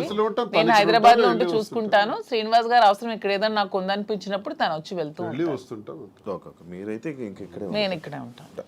హైదరాబాద్ లో అంటే ఇక్కడ చాలా మంది బొటిక్లు ఉన్నాయి. లైక్ మీది కూడా ఒక బొటిక్ లాంటిదే కదా? నాది బొటిక్ కాదండి, కంప్లీట్ స్టోర్. ఇక్కడ చాలా స్టోర్స్ ఉన్నాయి, చాలా బొటిక్స్ ఉన్నాయి. ఇప్పుడు యూత్ కానీ లేకపోతే ఇప్పుడు రీసెంట్ టైమ్స్లో అందరూ బొటిక్స్ వైపు లేకపోతే అటువైపు ఎక్కువ అవగాహన చూపిస్తున్నారు. లైక్ అవి తీసుకుందాం, అవి చేసుకుందాం అనేవి. బట్ మీరు ఎందుకు సక్సెస్ అవుతుందని అనుకుంటున్నారు? మీరు అన్ని ఉండగా మీ దగ్గరికి ఎందుకు రావాలి? Yeah, of course correct point అడిగారు. అన్ని ఉండగా నేను సక్సెస్ అవుతానని నమ్మకం నాకుంది. ఎందుకంటే నేను ఫస్ట్ ఆఫ్ ఆల్ ప్రతి ఉమెన్కి కూడా క్వాలిటీ ప్రొడక్ట్ ఇవ్వాలనుకుంటున్నాను. కొన్ని వెరైటీస్ ఉన్నాయి, టస్సెస్, ఆర్గాంజాస్, రాసిల్స్, చాలా వెరైటీస్ ఉంటాయి. కానీ దాంట్లో అందరూ చాలా మంది ప్యూర్ ఇవ్వకుండా డూప్లికేట్స్ ఇస్తున్నారు. ఫస్ట్ ఫీల్ అనేది ఉమెన్ గా కంఫర్ట్ మాకు ఉంటుంది. మీకు నచ్చినా నచ్చకపోయినా ఫస్ట్ కట్టుకునేటప్పుడు శారీ అనేది మా కంఫర్ట్, మాకు నచ్చాలి, మాకు అది తెలియాలి. ఈ ప్యూరిటీ అనేది నాకు తెలియాలి. శారీ ప్యూరిటీ కానీ శారీ కంఫర్ట్ కానీ నాకు తెలియాలి. అదే మేము థీమ్తో ఫస్ట్ నేను ప్యూరిటీ అనేది కస్టమర్కి ఇవ్వాలనుకుంటున్నాను. సో ఈ సోకాల్డ్ ఈ షాప్స్, ఈ బొటిక్స్ లాగా డబ్బుల కోసం మేము వ్యాపారం చేయట్లేదు. మాధురి దగ్గరికి వెళ్తే మాకు ఖచ్చితంగా ఒక మంచి క్వాలిటీ తక్కువ రేట్లో బడ్జెట్లో వస్తుందనే నేను మోటోనే పెట్టుకున్నప్పుడు when compare to other shops నా దగ్గర రేట్ తక్కువ ఉన్నప్పుడు కస్టమర్ అనేవాళ్ళు నా దగ్గరికే వస్తారు. వచ్చినప్పుడు వాళ్ళు వెళ్ళేటప్పుడు హ్యాపీగా వెళ్తారు. సో వెళ్ళేటప్పుడు మళ్ళీ సెకండ్ టైం వస్తారు. నేను కూడా ప్రతి బ్రాండ్స్కి ఏదో హీరోయిన్స్నో సెలబ్రిటీనో పెట్టుకునే వదిలే నా కస్టమర్స్ని నేను బ్రాండ్గా పెట్టుకుంటే వాళ్ళకే తక్కువ రేట్కి ఇస్తే వాళ్ళే నా కస్టమర్స్ నాకు బ్రాండ్ అంబాసిడర్స్ అవుతారు. వాళ్ళే 10 మందికి వెళ్ళి చెప్తారు, వాళ్ళు ఇంకొంతమందికి చెప్తారు పలానా దగ్గర షాప్లో తక్కువ రేట్ ఉంది, బాగుంది, క్వాలిటీ ఉంది, ప్యూర్ ఉంది, అప్పుడు నా దగ్గరికి వస్తారు. సో కస్టమర్సే నా బ్రాండ్ అంబాసిడర్స్. నేను ఎవరిని బ్రాండ్ అంబాసిడర్స్ కూడా పెట్టుకోవట్లేదు. ఇప్పుడు నా దానికి నేనే బ్రాండ్ అంబాసిడర్గా ఉన్నాను. ఫ్యూచర్లో నా కస్టమర్స్నే బ్రాండ్ అంబాసిడర్గా చేసుకుందాం అనుకున్నా. నేనే మోడల్స్ని కానీ హీరోయిన్స్ని కానీ అవన్నీ కూడా చేసుకోవట్లేదు. వాళ్ళకి కోట్లు లక్షలు ఇచ్చే బదులు నా కస్టమర్ తక్కువ ప్రైస్లో ఇస్తే వాళ్ళే నా బ్రాండ్ అంబాసిడర్గా ఉంటారని నేను అనుకుంటున్నాను. సో ప్యూరిటీ, క్వాలిటీ, రేట్ రీజనబుల్గా ఉన్నప్పుడు నా దగ్గర కాకుండా కస్టమర్ ఎక్కడికో ఎందుకు వెళ్తాడు? నాకు డబ్బులు అవసరం లేదు, నాకు కావాల్సింది గుడ్ విల్, ప్రజలతో సత్సంబంధాలు బాగుండాలి. ఎందుకంటే మేము రాజకీయంగా ప్రజా జీవితం నుంచి వచ్చాం కాబట్టి ప్రజలతోనే మా జీవితం ఎక్కువ ముడిపడి ఉంది కాబట్టి ప్రజలకి ఏం కావాలి, ఎలా ఉంటే మేము నచ్చుతాం అనేది మాకు ముందు నుంచి తెలుసు. కాబట్టి మేము వాళ్ళతో ఉన్న రిలేషన్షిప్ మెయింటైన్ చేయాలనుకుంటున్నాం. కాబట్టి వాళ్ళకి మేము తక్కువ ప్రైస్లో క్వాలిటీ శారీ ఇచ్చి ఓకే మాధురి దగ్గర శారీ బాగుంటుందన్న goodwill within few days లో సంపాదించుకుంటాను. అప్పుడు మీరే రేట్ పెంచిన జనాలు తెలిసిపోతుంది ఖచ్చితంగా. అది నాకు అవసరం లేదంటున్నాను. ఇప్పుడు నాకు లాభం లేకుండా అనను. ఇప్పుడు వీవర్స్ దగ్గర నుంచి 10,000కి వచ్చినప్పుడు కొన్ని షాప్స్ లో ఎక్కువ లాభాపేక్షతో అవి 1,00,000కి 2,00,000కి అమ్ముతున్నారు. అలా కాకుండా ట్రాన్స్పోర్ట్ కి మాకున్న మేము గమనించింది అంటే మాధురికి ఫ్యాషన్ పట్ల ఎక్కువ ప్యాషన్ ఉంది కాబట్టి నేను బిజినెస్లో రంగంలో నాకు కొంత అనుభవం బట్టి నేనేం చెప్పానంటే మనకి ఎప్పుడు కూడా క్వాలిటీ ఉండాలి, నాణ్యత ఉండాలి. అసలు ఏంటి ఈ రంగం ఏంటి, అసలు ఈ శారీ ఫీల్డ్ ఏంటి, ఈ పట్టు ఫీల్డ్ ఏంటి, పట్టు సిల్క్ ఏంటి ఒకసారి నా కళ్ళారా చూడాలంది. నీకు తెలుసు కాబట్టి నేను తర్వాత వెళ్ళాను, వారణాసి వెళ్ళాం, కోల్కతా వెళ్ళాం, తర్వాత ఇది ధర్మవరం వెళ్ళాం, కంచి, బెంగళూరు, సేలం, కోయంబత్తూర్, ఇలాగ చాలా ప్లేసులు, యాడికి ఇలాంటి ప్లేసుల్లోకి వెళ్ళి డైరెక్ట్గా మగ్గందారుల దగ్గరికి, నేతన్నల దగ్గరికి వెళ్ళాం. నేతన్న పరిస్థితి మేము అక్కడ చూస్తే ఆయన కష్టపడి ఆ నేసే చీర, ఒక చీర నేయటానికంట 1 నెల రోజులు కూడా పడుతుంది, 2 నెలలు పడుతుంది, కొన్ని చీరలు 15 రోజులు పడుతుంది. ఆ చీర ఇంత కష్టపడుతున్నావు కదా, నువ్వు ఎంత అన్నా సంపాదిస్తున్నావు, నీకు ఎంత ఇస్తున్నారంటే ఆయన చెప్పే లెక్కలు చూస్తే ఆయన కూలి కూడా ఆయనకి చాలట్లా, మళ్ళీ కూలి బ్రతికే. అంటే ఇక్కడ నేను అబ్జర్వ్ చేసింది అంటే ప్రజా జీవితం గడిపిన మాకు ఇంత కష్టపడి ఒక క్వాలిటీ శారీ 15 రోజులు కష్టపడి, 24 రోజులు కష్టపడి చేస్తే ఆయనకు మిగిలింది కూల, అంతకన్నా పెద్దోడు కాడా? నెంబర్ 1. మరొకరు కూడా ఇక్కడ నష్టపోతున్నారు. ఆయన తయారు చేసినటువంటి ఆ శారీని ఉదాహరణకు ఒక 50,000కి అతనికి ఇచ్చి కొన్నారనుకోండి మధ్య దళారీలు, అది తెచ్చి హైదరాబాద్లో 3 లక్షలకు అమ్ముతున్నారు. మీకు తెలిసిన అంటే ఎన్ని రెట్లు ఎక్స్ట్రా అమ్మారు? 5-6 రెట్లు ఎక్స్ట్రా అమ్మేటప్పుడు నష్టపోయే మరో వ్యక్తి ఎవరంటే కస్టమర్. నేతన్న నష్టపోతున్నాడు, కస్టమర్ నష్టపోతున్నాడు. ఇది నేను గమనించింది. నేనేం చెప్పానంటే మనం లాభాపేక్షతో లాభాలు సంపాదించేయాలనుకుంటే 1,00,000 వ్యాపారాలు ఉంటాయి. నాకు తెలుసు చాలా వ్యాపారాలు ఉన్నాయి. ఇందులో నువ్వు ఇంట్రెస్ట్ పెడుతున్నావు కాబట్టి ఇందులో చెయ్యాలి అనుకుంటే నా తాలూకు ఉద్దేశం అంటే నాణ్యత ప్రాధాన్యత, నాణ్యతే ప్రామాణికం. ఈ 2 మైండ్లో ఎప్పుడు పెట్టుకో. Quality is our predominance. ఈ 2 బ్రెయిన్లో పెట్టుకుని ఆ ఏదైతే నేతన్న దగ్గర తీసుకుంటున్నామో ఆ నేతన్నకి మనం ఆర్థికంగా సహకరించి మరికొంత వెసులుబాటునిచ్చి అతను నేసేటట్లు చేసి అవన్నీ కలెక్ట్ చేద్దామని చెప్పి ఇప్పుడు 4-5 నెలల్లో మొత్తం దేశం నలుమూల నుంచి కలెక్ట్ చేసి దాన్ని స్టోర్లో పెట్టేటప్పుడు దానికి జిఎస్టీలు, ట్రాన్స్పోర్ట్ ఛార్జెస్, ప్రాఫిట్స్, మెయింటెనెన్స్ అన్నీ వేసుకుంటే 50,000 రూపాయల సారీని ఎంత కమ్మొచ్చు? 80,000కి అమ్మండి, 90,000కి అమ్మండి, అయితే 1,00,000కి అమ్మండి. 3 లక్షలు ఏంటండి? ఇది మోసం కదా కస్టమర్కి. మరి 3 లక్షలకు అమ్మిన లాభంలో కొంతైనా నేతనికి ఇస్తున్నావా? అది కూడా నష్టమే కదా నేతనికి. ఈ 2 ఆలోచించి ఈ 2 బ్యాలెన్స్ చేసి బిజినెస్ సక్సెస్ఫుల్గా రన్ అవ్వాలంటే వ్యాపారం పెట్టిన తర్వాత ఆ వ్యాపార యజమాని ఎవరన్నది జనానికి తెలుస్తుంది. వ్యాపారం పెట్టక ముందే మేమెవరమో జనానికి తెలుసు. కాబట్టి మా మీద ఒక ఎక్స్పెక్టేషన్ ఉంటుంది, ఒక నమ్మకంతో మా దగ్గరికి వచ్చేటప్పుడు ఆ కస్టమర్ ఆ కళ్ళల్లో నేను సరైన ప్రైస్ ఇచ్చాను అన్నటువంటి ఆనందాన్ని మేము చూడాలి. అరే నేను ఈ స్టోర్కి వచ్చి చాలా ఎక్కువ డబ్బులు ఇచ్చేసాననే బాధని ఎక్కడ ఏ కళ్ళల్లో కూడా మనం చూడకూడదు అన్నది మా ప్రధానమైనటువంటి ఉద్దేశం. నేతన్న దగ్గర నుంచి కస్టమర్కి మధ్యలో బాధ్యత వహిస్తూ రీజనబుల్ ప్రైస్, సరసమైన ధర ఇవ్వాలన్న దానితో ఇది ప్రారంభించి ఒక 6 బ్రాంచెస్, తర్వాత విజయవాడ, విశాఖపట్నం, రాజమండ్రి, కాకినాడ, బెంగళూరు కూడా అనుకుంటున్నాం. ఇంకా జ్యువెలరీ కూడా స్టార్ట్ చేద్దామని ప్లాన్ చేస్తున్నాం. ఒక మంచి ఆలోచనతో దువ్వాడ శ్రీనివాస్ చీరలు అమ్ముతున్నాడా, దువ్వాడ శ్రీనివాస్ ఇలా అయిపోయాడా, అలాగే ఎవరైనా ప్రచారాలు చేసుకుంటే దువ్వాడ శ్రీనివాస్ రాజకీయం వదిలేడు, పదునైనటువంటి భాష వదలడు, తూర్పార పడ్డానికి ఎంత తోడైనా సరే ఆగే ప్రసక్తే లేదు, ప్రశ్నిస్తాడు. దువ్వాడ శ్రీనివాస్ రాజకీయం అనే గ్రౌండ్ ఫీల్డ్ వదిలేడు. దయచేసి ఆ భ్రమల నుంచి బయటపడమని వాళ్ళకి నేను సవాల్ చేస్తున్నాను. వ్యాపారం చేయాలని మాధురికి సహకారంగా పూర్తిగా ఉంటాను. తాను చేసే ఈ పట్టు సిల్క్స్లో ఈ స్టోర్స్ని బాగా డెవలప్ చేసే విధంగా, దాంతోపాటు యాడింగ్ జ్యువెలరీ కూడా విమెన్కి కావాల్సిన వాటి పైన ఆమెకి జ్యువెలరీలో కూడా బాగా నాలెడ్జ్ ఉంది కాబట్టి అవి కూడా పెట్టి అవి కూడా సరసమైన ధరలకి ఇచ్చే విధంగా మేము చేస్తామే తప్ప లాభాపేక్ష కోసం ఏదో అలా తప్పుడు పద్ధతుల్లో లాభం సంపాదించాలనే ఉద్దేశం కదా. అలా అనుకుంటే చాలా వ్యాపారాలు ఉన్నాయి. మా ఉద్దేశం అందుకే కాంచీపురం ఒకళా సిల్క్స్ అని కూడా పేరు పెట్టాం. ఒకళా మాత, ఒకళా మాత అంటే వెంకటేశ్వర స్వామి తల్లి. దీనికి హిస్టరీ కూడా మేము దానికి కనెక్ట్ అయినాం. ఎందుకు కనెక్ట్ అయ్యంటే వెంకటేశ్వర స్వామి పేరు పెట్టచ్చు. నేను వెంకటేశ్వర స్వామి భక్తులు మేము. స్వామి భక్తులుగా స్వామివారి తల్లి పేరు ఒకళామాత పెడదామని. ఎందుకంటే ఒక చిన్న స్టోరీ ఉంది. ఒకళామాత ద్వాపర యుగం ముందు యశోదాదేవిగా కృష్ణుడికి తల్లిగా పుట్టారు. మరి కృష్ణుడికి ఆ యుగ ధర్మం ప్రకారం, ఆ అవతారం తాలూకా పద్ధతి ప్రకారం ఆయనకి చాలా వివాహాలు జరిగాయి. ఆ వివాహాల్లో ఎక్కడా కూడా యశోదాదేవి పాత్ర లేదు. అప్పుడు ఆమెకు కోరుకుంటుంది, నా కొడుక్కి నేను పెళ్లి చేయలేకపోయానని. అది విష్ణువుకి తెలియజేస్తే విష్ణువు చెప్తారు, అమ్మా ఈ జన్మలో నీకు అది సాధ్యపడలేదు, కలియుగాంతంలో నువ్వు నాకు వివాహం చేస్తావు దగ్గరుండి అని మాటిస్తారు. ఆ మాట ప్రకారమే కలియుగాంతంలో ఆమె ఈ 7 కొండల్లోనే పుట్టి అక్కడే నివసిస్తూ ఓ కుటీరంలో ఉండగా కొన్ని కారణాల వల్ల వైకుంఠం నుంచి ఆ కొండపైనకి రావటం జరుగుతుంది వెంకటేశ్వర స్వామి. అప్పుడు నిరాడంబరుడుగా వచ్చి ఆ కుటీరానికి చేరినప్పుడు ఆమె చూస్తారు. నువ్వెవరు బాబు అని అడిగితే ఆయన సమాధానం చెప్పారు, నీ ఊరు అంటే అన్ని ఊళ్ళు నావే, నీ పేరు అంటే అన్ని పేర్లు నావే అని చెప్తారు. అప్పుడు ఒకళాదేవి ఒకళామాతగా కదా జన్మించారు.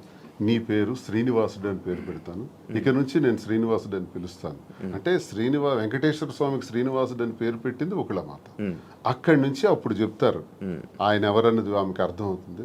అమ్మా గత జన్మలో నీకు ఇచ్చిన మాట ప్రకారం నేను వచ్చాను, ఆకాశరాజు కుమార్తె పద్మావతికి ఇచ్చి నా వివాహ ఏర్పాట్లు నువ్వే దగ్గరుండి చెయ్యని చెప్తారు. అప్పుడు తల్లిగా ఆకాశరాజు దగ్గరికి వెళ్ళి పద్మావతితో మాట్లాడి శ్రీనివాసుడికి ఇచ్చి వివాహం చేసే దానిలో వివాహ వేడుకలు ఎంత బ్రహ్మాండంగా చేస్తారంటే ఒకళామాత. పెళ్లి కూతురు ఎలా ఉండాలి, పెళ్లి కొడుకు వెంకటేశ్వర స్వామి సాక్షాత్ ఎలా ఉండాలి, పెళ్లికి డబ్బులు కావాలి, ప్రతి పెళ్లికి అప్పు అవుతుంది. అందుకే ఆ అప్పు కోసం కుబేరుడి దగ్గర అప్పు తెచ్చి పెళ్లి చేయటం, ఆ అప్పే ఇప్పటి వరకు వెంకటేశ్వర స్వామి వడ్డీ కాసులు వాడిగా తీర్చుతుంటాం.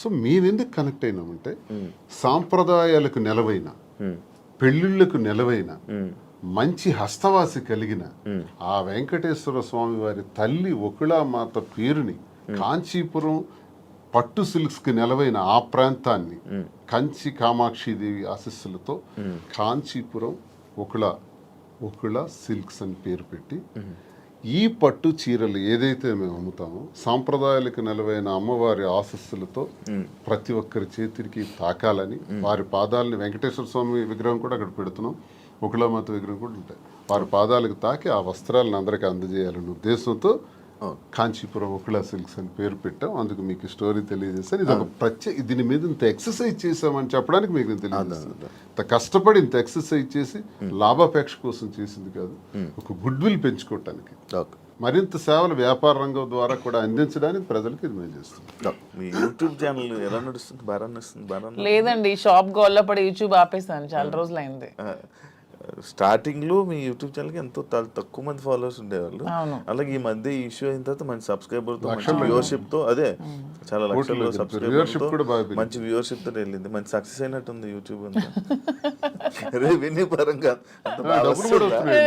వచ్చింది నాకు. స్టార్ట్ చేసిన 1 month లోనే 2 lakhs అంత వచ్చింది యూట్యూబ్ లో. ఆ పిల్లలే తీసుకుంటున్నారు, వీడియోస్ పెడతారు వాళ్ళే. తర్వాత మరి గ్యాప్ వచ్చింది, నేను షాప్ హడావుడిలో పడి ఈ సారీ వీవింగ్ చేయించడం, వీవర్స్ దగ్గర యూట్యూబ్ ఛానల్ వాళ్ళకి ఇచ్చారు, బట్ మీరు లోపల కనబడతారు అంతే. అంతే.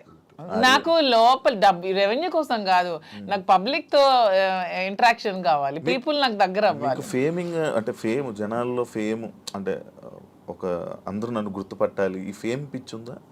ఎందుకు ఉండదు? మీకు లేదా? మీకు లేదా? నాకు తెలియకుండా కాదు అడుగుతున్నా. ఫేమ్ ఎవరికైనా ఉంటుంది, మనిషి లక్షణమే అది, ఎవరికైనా ఉంటుంది, ఎందుకు ఉండదు? మనం గొప్పగా ఉండాలి, ఫేమ్ రావాలి, అందరూ మనం గుర్తుపట్టాలి. సినిమాలో నటించాలని కోరికలు ఉన్నాయి? సినిమాలో నటించాలని కోరిక కూడా ఉంది నాకు. ట్రై చేస్తున్నా. లేదు, ఇంతవరకు ఎప్పుడు ట్రై చేయలేదు, చూద్దాం ఎప్పుడైనా. ఓ సినిమా మీ ఇద్దరేనా? అలానే కాదు, నాకు మంచి అంటే విలన్ క్యారెక్టర్లు చేయాలని ఉంది, మంచి విలన్ రోల్స్. అలా సీరియల్స్ చూస్తారా? లేదు, సీరియల్స్ అలవాట్లేదు ఎంతవరకు ఎప్పుడు ఒక సీరియల్ కూడా చూడలేదు. మీరు పంపిస్తారా సినిమా యాక్టింగ్ ఇండస్ట్రీ? నాకు ఇంట్రెస్ట్, సినిమా తీసాం కదా ఇద్దరు, వాలంటీర్ అని ఒక సినిమా తీసి రిలీజ్ చేసాం. Okay okay. నాకు ఇంట్రెస్ట్ ఫీల్డ్, ఎందుకంటే చేయడానికి తప్పే ఉంది, అవన్నీ హాబీస్, అవి ఇంట్రెస్ట్, తప్పేం లేదు. యా సార్, ఇది ఈ బొట్టు ఎందుకు సార్ ఇలా పెడతారు? ఇంత ఇది అమ్మవారి బొట్టు. ఓకే, అంటే మిమ్మల్ని ఎప్పుడు ఫ్రేమ్లో చూసినా బొట్టు అలా ఉంటూనే ఉంటుంది. అసలు నాకు తెలిసి హిందూ సాంప్రదాయ ప్రకారం ప్రతి ఒక్కరు కూడా బొట్టు పెట్టుకోవాలి. అది అబ్బాయిలైనా అమ్మాయిలు కానీ. మీ మధ్యన ట్రెండ్ ఫాలో అవుతూ మీరు పెట్టుకోరు. శ్రీనివాస్ గారు సాంప్రదాయం పాటిస్తూ పెట్టుకుంటారు యాక్చువల్ గా. మధుర మీనాక్షి అమ్మగారు పుట్టింది. ఎప్పుడు తెచ్చుకొని ఎప్పుడు దగ్గర ఉంటాయి, సూట్ కేసులో కానీ కారులో కానీ ఎక్కడైనా బాక్సులు ఉంటాయి. ఎక్కడైనా సరే అది పెట్టే బయటకు వస్తాయి. ఇంక ఇంట్లో ఉన్నామన్నా జస్ట్ ఉంటుంది లైట్గా. ఈ బిజినెస్ పెడుతున్నారు, అంత బాగుంది. మళ్ళీ పొలిటికల్ ఎంట్రీ ఏమైనా ఉందా? పొలిటికల్ గా వెళ్తారా? మళ్ళీ పొలిటికల్ ఎంట్రీ ఏంటి? మేము పాలిటిక్స్ లోనే ఉన్నాం, మళ్ళీ ఎంట్రీ ఏంటి? అదే this is just short break అంతే. ఇప్పుడు నెక్స్ట్ మళ్ళీ శ్రీనివాస్ గారి fire, Madhuri fire, double fire తో వెళ్తాం పాలిటిక్స్ లోకి. జస్ట్ చిన్న బ్రేక్ తీసుకున్నాం అంతే. ఈ బ్రేక్ లో ఏమైనా దూరం అయిపోతారేమో. దేనికి దూరం అయిపోతాం? ఎవరికైనా మేము ప్రజలకు దగ్గరగా ఉన్నాం. ఎవరు మమ్మల్ని ప్రజల నుంచి దూరం చేయలేరు కదా. శ్రీనివాస్ గారు మాస్ బేస్డ్ లీడర్, తను మ్యాన్ ఆఫ్ మాసెస్ అన్నట్టు. తన క్యాడర్ తో గానీ ఎవరితో గానీ సంబంధాలు ఉండవు. తనకి డైరెక్ట్ పీపుల్ తో సంబంధం. ఎప్పుడైనా డైలాగులు చెప్పారా? మాస్ డైలాగులు మీకు ఎప్పుడైనా? ఓ బోల్డ్ అని ఒకసారి ఒక డైలాగ్ చెప్పండి. బాలబాబు బోల్డ్ అని డైలాగులు, బోల్డ్ అని స్పీచ్లు, బోల్డ్ అని క్లాసెస్ అవన్నీ ఎప్పుడు అవుతూనే ఉంటాయి శ్రీనివాస్ గారి నుంచి. He's completely mass based leader. Duvvada Srinivas అంటే మరి మీకు తెలుసో లేదో కానీ ఏదో శ్రీకాకుళం మీకు కూడా తెలియాలి. అప్పటి నుంచే బాంబుల్ శ్రీని అనేవాళ్ళు దువ్వాడ శ్రీనివాస్ కి. ఒక రౌడీ, ఒక మాస్ లీడర్, పీపుల్ దగ్గరగా ఉంటాడు, ప్రజల కోసం ఎన్నో పోరాటాలు చేశాడు. ఈవెన్ షూటెడ్ సైట్ ఆర్డర్స్ వచ్చాయి అతని మీద, కాల్పులు కూడా ఎదురెళ్లారు. అలా పోరాట యోధుడు అతను. అతన్ని ఎవరు బీట్అవుట్ చేసి రాజకీయాల నుంచి తప్పించే ఇది కూడా ఎవరికి ఉండదు. అవన్నీ జస్ట్ ఇది చిన్న బ్రేక్ తీసుకున్నాను. మాక్సిమం శ్రీనివాస్ గారిలో నాకు ఈ వ్యక్తిత్వం ఇష్టం అని చెప్తాను. సార్లు మీకు ఏం నచ్చింది మామూలుగా? హీఈస్ వెరీ హానెస్ట్ అండి. ఎప్పుడు కూడా నాకు తెలిసి ఇంతవరకు నేను ఈ 5 years నేను రాజకీయాలు ఉన్నప్పుడు ఎంతో మంది వచ్చి అతని దగ్గర మేము ఇవి ఇస్తాం, ఎంత డబ్బులు ఇస్తాం, మాకు ఇది చేయండి, మాకు ఇది ఇస్తాం, ఈ ట్రాన్స్ఫర్ చేయండి అన్నప్పుడు ఏ రోజు కూడా 1 రూపీ కూడా ఎవరి దగ్గర కూడా ఆశించని వ్యక్తి ఎవరైనా ఉన్నారంటే పాలిటిక్స్ లో దువ్వాడ శ్రీనివాస్ ఒక్కలే. ఈవెన్ కాకరాపల్లి అప్పుడు థర్మల్ పవర్ ప్లాంట్ ఉద్యమంలో కూడా తనకు 20 crores తెచ్చి ఆఫర్ ఇచ్చారు కంపెనీ వాళ్ళు. అది తృణోపాయంగా కాదనుకున్నారు. ఆ టైంలో తీసుకుని ఉంటే ఎలక్షన్లో అప్పుడే గెలిచేవాళ్ళు. అతను అవతల పార్టీ వాళ్ళు తీసుకున్నారు, ఆ చిన్నాడు వాళ్ళు గెలిచారు. ఆ టైంలో 1 రూపీ కూడా లేకుండా ఎలక్షన్లో పార్టిసిపేట్ చేశారు. కానీ ఏ రోజు కూడా లంచాలకి ఎప్పుడు కూడా తను తలొగ్గలేదు. దానికి అతీతంగానే పనిచేశారు. చాలా హానెస్ట్ గా ఉండి ఎప్పుడు అబద్ధాలు చెప్పరు, స్ట్రైట్ ఫార్వర్డ్. ఎవరు ఏదైనా ప్రత్యర్థుల మీద విరుచుకు పడతారు, చాలా ఫ్రాంక్ గా ఉంటారు. తన నమ్ముకున్న నాయకుడి కోసం ఎంతవరకైనా వెళ్తారు. జగన్మోహన్ రెడ్డి అంటే అతనికి చాలా ఇష్టం, దైవ సమానులుగా భావిస్తారు. అతని కోసం మానవ బాంబులా కూడా ఉంటారు. అంటే అతని కోసం జగన్మోహన్ రెడ్డి కోసం అటాక్ అంటే వెళ్ళి ఎదురుగా నిలబడమన్నా నిలబడతారు. నమ్ముకున్న వ్యక్తి కోసం ప్రాణం ఇచ్చే టైప్.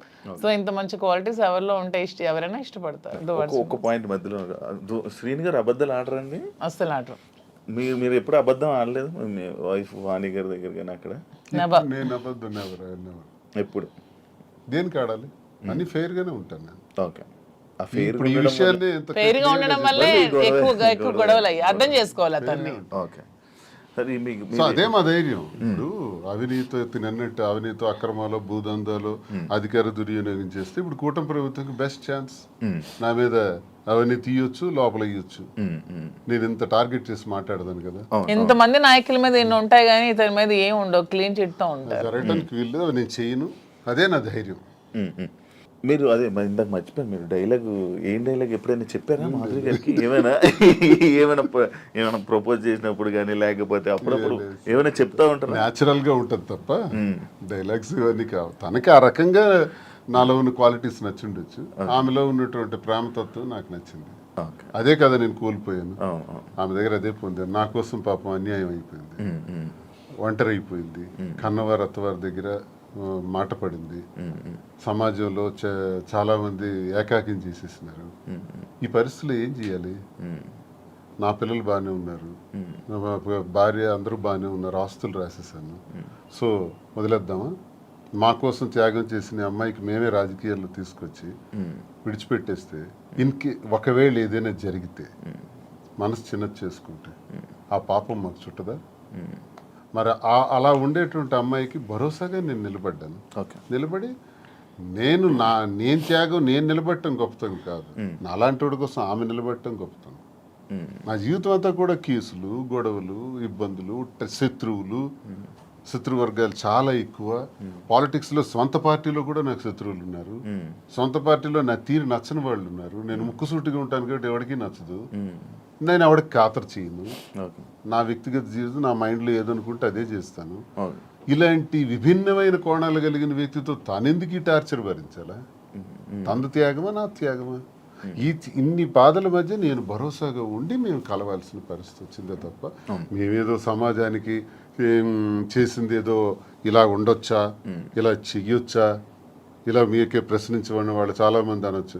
ఏం సందేశం ఇస్తాడు ఇవన్నీ అంటే ఇది మా పరిస్థితి. అన్నీ ఎక్స్ప్లెయిన్ చేసాం. బాగుంది.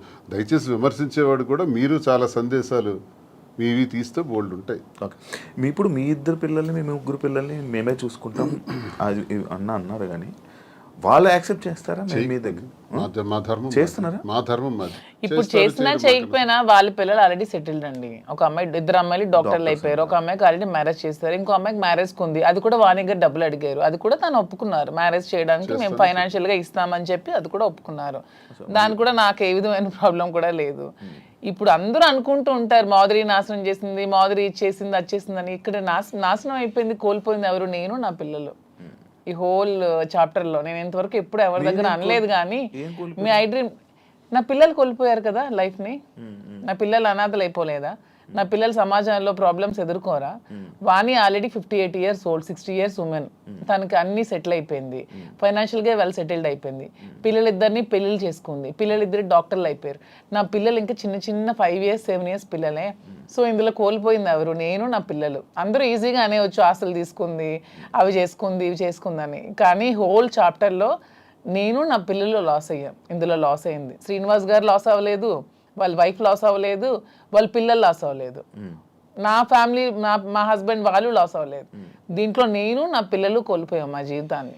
సో ఇది ఎవరు ఏ విధంగా కామెంట్స్ చేసుకోవచ్చు, కానీ నేను ఓపెన్గా చెప్పాలంటే నా పిల్లలు లాస్ అయ్యారు. సో ఆ పిల్లలు నేను చాలా జాగ్రత్తగా తీసుకుంటూ వాళ్ళు ఉన్నతంగా చదివించుకుంటూ వాళ్ళు ఉన్నతమైన స్థానంలో పెట్టాలన్న ఆలోచనతోనే నేను ఇవన్నీ కష్టపడుతూ చేస్తున్నాను. దీన్ని ఎవరు ఏ విధంగా తీసుకున్నా ఐ డోంట్ కేర్. ఆయన పరువు లాస్ అయ్యారు అని అంటే ఎవరు? శ్రీనివాస్ గారు పరువు ఎక్కడ లాస్ అయింది? శ్రీనివాస్ గారిని ఎవరు అనట్లేదు. ఇప్పుడు మీరే అన్నారు మాధురియే లాక్కుంది, మాధురియే వశీకరణం చేసింది, మాధురియే మందు పట్టింది అంటున్నారు. కానీ శ్రీనివాస్ గారు మాధురిని వశీకరణం చేశాడు, శ్రీనివాస్ మాధురిని మోసం చేశాడు, శ్రీనివాస్ మాధురిని నమ్మబలికాడని ఎవరు అనట్లేదు కదా. అంటే దేశద్రోహం చేసిన, అవినీతి చేసిన, ఇంకోటికి తాలూకు ఆస్తులు దోచేసిన ఇలాంటివి పరుగుపోయాం. అసలు ఇది మా పర్సనల్ ఇష్యూ అండి. పర్సనల్ ఇష్యూకి దీనికి సంబంధం ఏంటి? పర్సనల్ ఇష్యూ మా మానసిక సంఘర్షణ వల్ల మేము తీసుకున్న నిర్ణయాలు. నన్ను క్యారెక్టర్ అసాసినేషన్ చేశారు, నన్ను పొలిటికల్ గా నన్ను ట్రోల్స్ చేస్తున్నారు, నన్ను కామెంట్స్ చేస్తున్నారు, నన్ను కాంట్రవర్సీలో పెడుతున్నారు, ఎన్ని నెగిటివ్ కామెంట్స్ చేస్తున్నారు, నాది కాని వీడియోస్ నేనని పెడుతున్నారు, నాది కాని వాయిస్లు నావని పెడుతున్నారు. ఏ యాక్సిడెంట్ లో ఎన్ని ఎన్ని ఒకటా రెండా ఈ 6-7 నెలలుగా నా మీద ఎన్ని చేయాలన్నది ఎవ్వరికి ప్రపంచంలో ఏ పని లేదన్నట్టు ఒక్క మాధురియే ఉందన్నట్టు నన్నే అటాక్ చేస్తూ, నన్నే ట్రోల్ చేస్తూ, నన్నే సెంటర్ చేస్తూ, నన్నే టార్గెట్ చేస్తూ ఎంత చేయాలో అంత చేస్తున్నారు. నేను ఏ రోజు పోలీస్ స్టేషన్ మెట్లు ఎక్కానని నాకు తెలియదు, పోలీస్ స్టేషన్ చూసానని తెలియదు. ఈ పొలిటికల్ లైఫ్లోకి వచ్చాక, శ్రీనివాస్ గారి లైఫ్లోకి వచ్చాక స్టేషన్లకు తీసుకెళ్ళి కూర్చోబెట్టారు, ఎన్ని పెట్టారు. సో అన్ని కోల్పోయింది నేను, నా పిల్లలు లాస్ అయ్యాం దీంట్లో. వాణి చెప్పొచ్చు ఇంటర్వ్యూల ముందుకు వచ్చి ఏం కోల్పోయిందో చెప్పమనండి. She's well settled, 58 years 60 years ఆమెకి ఆల్రెడీ తన జీవితం చూసేసింది, లైఫ్ అయిపోయింది, పిల్లలు సెటిల్ అయిపోయారు, హ్యాపీగా ఉంది. తను అదే కోరుకుంది, శ్రీనివాస్ గారి నుంచి దూరంగా వెళ్ళిపోవాలి, నాకు ఇండిపెండెంట్ కావాలని కోరుకుంది. తనకి ఎప్పుడు ఒంటరిగా ఉండటం ఇష్టం, శ్రీనివాస్ గారి దగ్గర బతకడం ఇష్టం ఉండదు. ఎందుకంటే ఆమె ఎప్పుడు కరప్టెడ్. శ్రీనివాస్ గారిని ఎప్పుడు కూడా లంచాలు తీసుకోమని ఫోర్స్ చేస్తుంది, డబ్బు పిచ్చి. ఇతనికి నచ్చదు, అక్కడే మొదలయ్యేది వీళ్ళిద్దరికి గొడవ. ఇతను ఎప్పుడు ఫోర్స్ చేసేది డబ్బులు తీసుకోండి. శ్రీనివాస్ గారు ఎప్పుడు అలాంటివి చేయరు. ఆమె ఎప్పుడు కరప్టెడ్, ఆమె ఎప్పుడు అది చేస్తుంది. శ్రీనివాస్ గారికి ప్రజా జీవితంలో ఉండడం ఇష్టం, ఆమెకి శ్రీనివాస్ గారిని ప్రజలను దూరం చేసి ఆ పదవుల్ని వాణి పొందడం ఇష్టం. ఇవన్నీ కుదరకాలు విడిపోయి ఆమె సెటిల్ అయింది, హ్యాపీగా డైవర్స్ కావాలని. సో ఇక్కడ కోల్పోయింది నేను, నా పిల్లలు మాత్రమే. ఇప్పుడు మీ పిల్లలు మీ దగ్గర ఉన్నారా? నా దగ్గర ఉన్నారు, మీతోనే ఉంటున్నారు. శ్రీనివాస్ గారు ఒక్కొక్కటి ఉంది, మీ గుండెల మీద చేసుకొని చెప్పండి. ఇంటి నుండి బయటకు వచ్చారు కదా, భార్య బిడ్డల్ని మిస్ అవుతున్నాను, లేకపోతే నేను చేస్తుందంతా తప్పు అని ఎప్పుడూ మీకు అనిపించలేదా? భార్య అనే వ్యక్తి దగ్గర ఎప్పుడూ నిచ్చెన పోరాటమే. మాకు ఎప్పుడు సుఖం లేదు, నాతో ఉండాలని తను అనుకోవట్లేదు కాబట్టి నేను తనతో ఉండాలని అనుకోవాల్సిన దానిలో అర్థం లేదు. ఇకపోతే పిల్లల్ని ప్రాణప్రదంగా పెంచాం, చదివించాం, నా ధర్మం నేను నిర్వర్తించాను. ఇంకో పాపకు పెళ్ళి ఉంది, అది మేమిద్దరం కలిపి నిర్ణయం తీసుకున్నాం. ఆ పెళ్లికి సంబంధించిన ఏర్పాట్లు కూడా చేయాలని. They are on the platform నా. చెల్లిన రూపాయి అంటారు. ఇద్దరు పిల్లల్ని చెల్లిన రూపాయలని చేశాను. ఆ రూపాయి 1000 రూపాయలు అవచ్చు, 1 కోటి రూపాయలు అవచ్చు, ఎంతైనా అవచ్చు, చేసాం. నన్ను వాళ్ళు కోరుకుంటే ఈ పరిస్థితి వచ్చి ఉండేది కాదు. ఇప్పుడు ప్రేమ అన్నదే మనిషిని దగ్గర చేస్తుంది. నేను అనుకుంటే అయిపోదు. ఇంటికి తాళం వేసిన రోజు నేను అదే ఆలోచించాను. ఇంటికి తాళం వేసి 10 రోజులు నాకు కనీసం అవకాశం లేకుండా చేశారు. ఇప్పుడు నేను ఇంటికి తాళాలు తలుపులు విరగొట్టుకుని వెళ్ళొచ్చు. ఇల్లు ఏం చేయాలి? ఎక్కడ కూర్చోమంటారు? ఆత్మాభిమానం చంపుకొని ఆ ఇంట్లో ఎలా ఉండమంటారు? అప్పుడు ఇంతకాలం 28 సంవత్సరాలు నేను వాళ్ళకి ఒక భర్తగా, ఒక తండ్రిగా చేసిన కృషి అంతా కూడా నేలపాలు చేసేసినారు. ఇంక నేను ఇల్లు ఏం చేయాలి? ఇంటికి ఇంక నాకు ఎందుకు బాధ ఉంటుంది? గుడమే చేసుకునే చెప్తాను. పిల్లల మీద ఎందుకు ఉంటుంది మరి? ఆలైనా ఆలోచించారా నా గురించి? అమ్మ ఒకటే నాన్న ఒకటే అనుకోవాలి, ఆలోచించారా? కాదు, ఒక భార్యని అనే వర్డ్ ఏదైతే ఉందో బూతు, భార్య పిల్లల్ని అలా అందరి ముందు, మీడియా ముందు అలా అనడం కరెక్టా? ఎవరన్నారు? మీరు వాడారు కదా ఇప్పుడు. అప్పుడే ఆ గొడవలు అవుతున్నప్పుడు ఏదో కన్స్ట్రక్షన్ అదే రాంగ్ పోర్ట్రేట్ చేశారు. నేను పలాసలో ఉన్నాను. పలాస నుంచి ఇంటికి వచ్చి నాకు తెలిసింది ఏంటంటే ఇంటి మీదకి దాడి చేశారని. ఇంకా టెక్కలు వచ్చేలోపు 27 కిలోమీటర్లు టెక్కలు వచ్చేలోపే ఇంటి దగ్గరకు వచ్చి బ్లేడ్లు, అవి టాటా డోర్స్, స్టీల్ డోర్స్, వాటిని పవర్ బ్లేడ్స్ పెట్టి కట్ చేసేసి ఇంటి మెయిన్ డోర్ కూడా కట్ చేస్తున్నారు. ఎగ్జాక్ట్ నేను ఆ ప్లేస్లో అప్పుడే వెళ్ళాను. నా కొడకల్లారా, నా ఇంటిని ఎవడో వెధవులు వచ్చి కట్ చేస్తుంటే, ఇప్పుడు మీ ఇంటి మీద నేను ఒక రాయిసిరాను అనుకోండి, ఫస్ట్ మీకు కోపం వస్తుంది.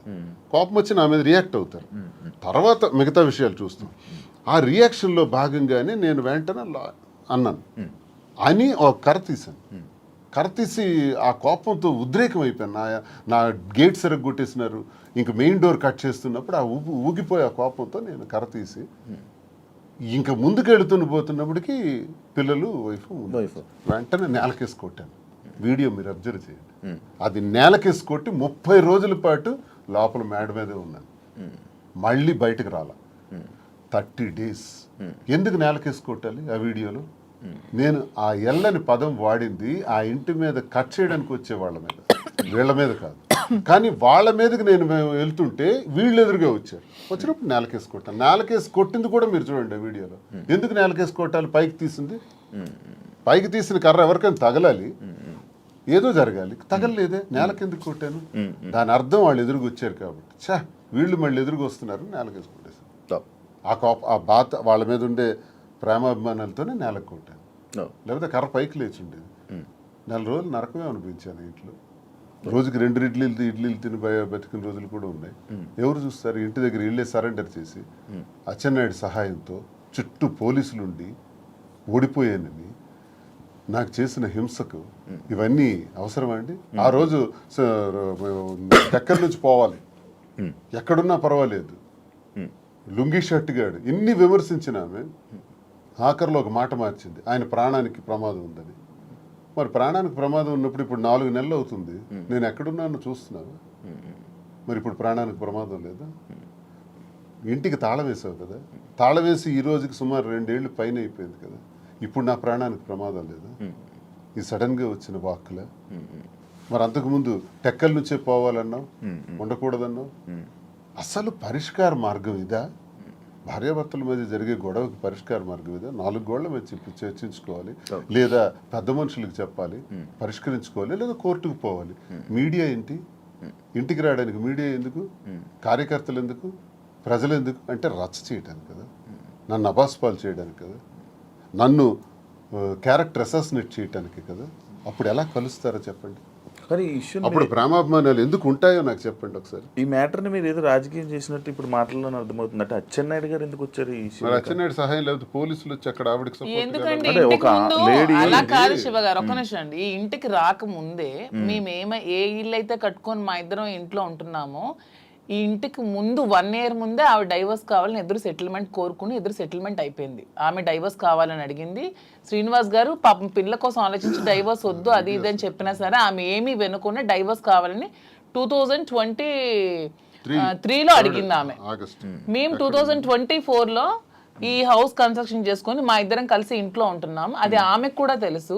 ఆమెకు తెలిసే ఫైనాన్షియల్ సెటిల్మెంట్ కోరింది. ఫైనాన్షియల్ సెటిల్మెంట్ కూడా చేసాం. ఎవ్రీ మంత్ డబ్బులు అడిగింది, అవి కూడా ఇచ్చాం. మొత్తం అన్ని చేసింది. సో ఎప్పుడు జరిగింది ఇది? 1 year ముందు జరిగితే 2024లో వచ్చి ఆమె ఇల్లు దగ్గరికి వచ్చి గొడవ చేయడం ఏంటి? సో ఇది కూటమి ప్రభుత్వం ఈ అచ్చెన్నాయుడు సపోర్ట్ కాదంటారా? మరి ముందు ఆమె డైవర్స్ కావాలని అడిగిన ఆమె ఇప్పుడు ఎందుకు వచ్చి ఇల్లు బ్రేక్ చేస్తుంది? మేము కట్టుకుని ఇల్లు ఆమెకి ఎందుకు కావాలి ఇప్పుడు? ఆ రాత్రి పోలీసులతో పాటు తెలుగుదేశం కార్యకర్తలు ఇంటి దగ్గరికి వచ్చారు. నేను ఒక ఎమ్మెల్సీగా ఉన్నాను కదా, దేనికి వచ్చారు అసలు? ఇంకో విషయం నాకు హయ్యర్ అఫీషియల్ నాకు చెప్పాడు పోలీసులు, సార్ మీరు మొన్న కర్ర తీశారు, మీకు ఆ కర్ర తీసినందుకు 307 పెట్టమన్నారు సార్. 307 పెట్టి చేయమన్నారు. మేము ఎలా చేస్తాం, 307 పెట్టలేము. 307 పెట్టాలంటే వూండ్ ఉండాలి, గాయం లేదు. గాయం లేకుండా మేము 307 పెట్టలేమని చెప్పేసినాం. కానీ మీ మీద మళ్ళీ 307 పెట్టమని ప్రెజర్ ఇచ్చారు. మళ్ళీ same situation second time repeat అయితే 307 మీ మీద పెట్టక తప్పదు, మీరు జైలుకి వెళ్ళక తప్పదు. ఎందుకు ఈ మాట అన్నారో తెలుసా? నాకు 307 పెట్టి లోపలికి పంపిస్తే ఎంటర్ అయిపోతారు ఇంట్లో. మరి ఆ పెద్ద అఫీషియల్ నాకు చెప్పాడు, నేను ఒక ఎమ్మెల్సీగా ఉన్నందుకు పేరు చెప్పకూడదు, గవర్నమెంట్ అఫీషియల్ అంటే ఏ ధైర్యంతో చెప్పాడు? 307 పెట్టే ధైర్యం చెప్పమంది ఎవరు? ఆ పేరు కూడా చెప్పాడు, అచ్చెన్నాయుడు పెట్టమన్నాడు అని, చెప్పమన్నాడు అని. మరి అచ్చెన్నాయుడు ఇన్వాల్వ్మెంట్ నా మీద భార్య టెక్కల నుంచి పంపిస్తుంది కాబట్టి సపోర్ట్ చేశాడు అచ్చెన్నాయుడు. 2023లో ఆమె డైవర్స్ అడిగింది. 24లో ఇంటికి వచ్చి గొడవ చేసింది. ఓకే, ప్లాన్ గా చేసిన డ్రామా. 29th August 23 29th. మీరు ఇప్పుడు 24th గురించి మాట్లాడుతున్నారు. 24 ఆగస్ట్ గురించి మీరు మాట్లాడుతున్నారు.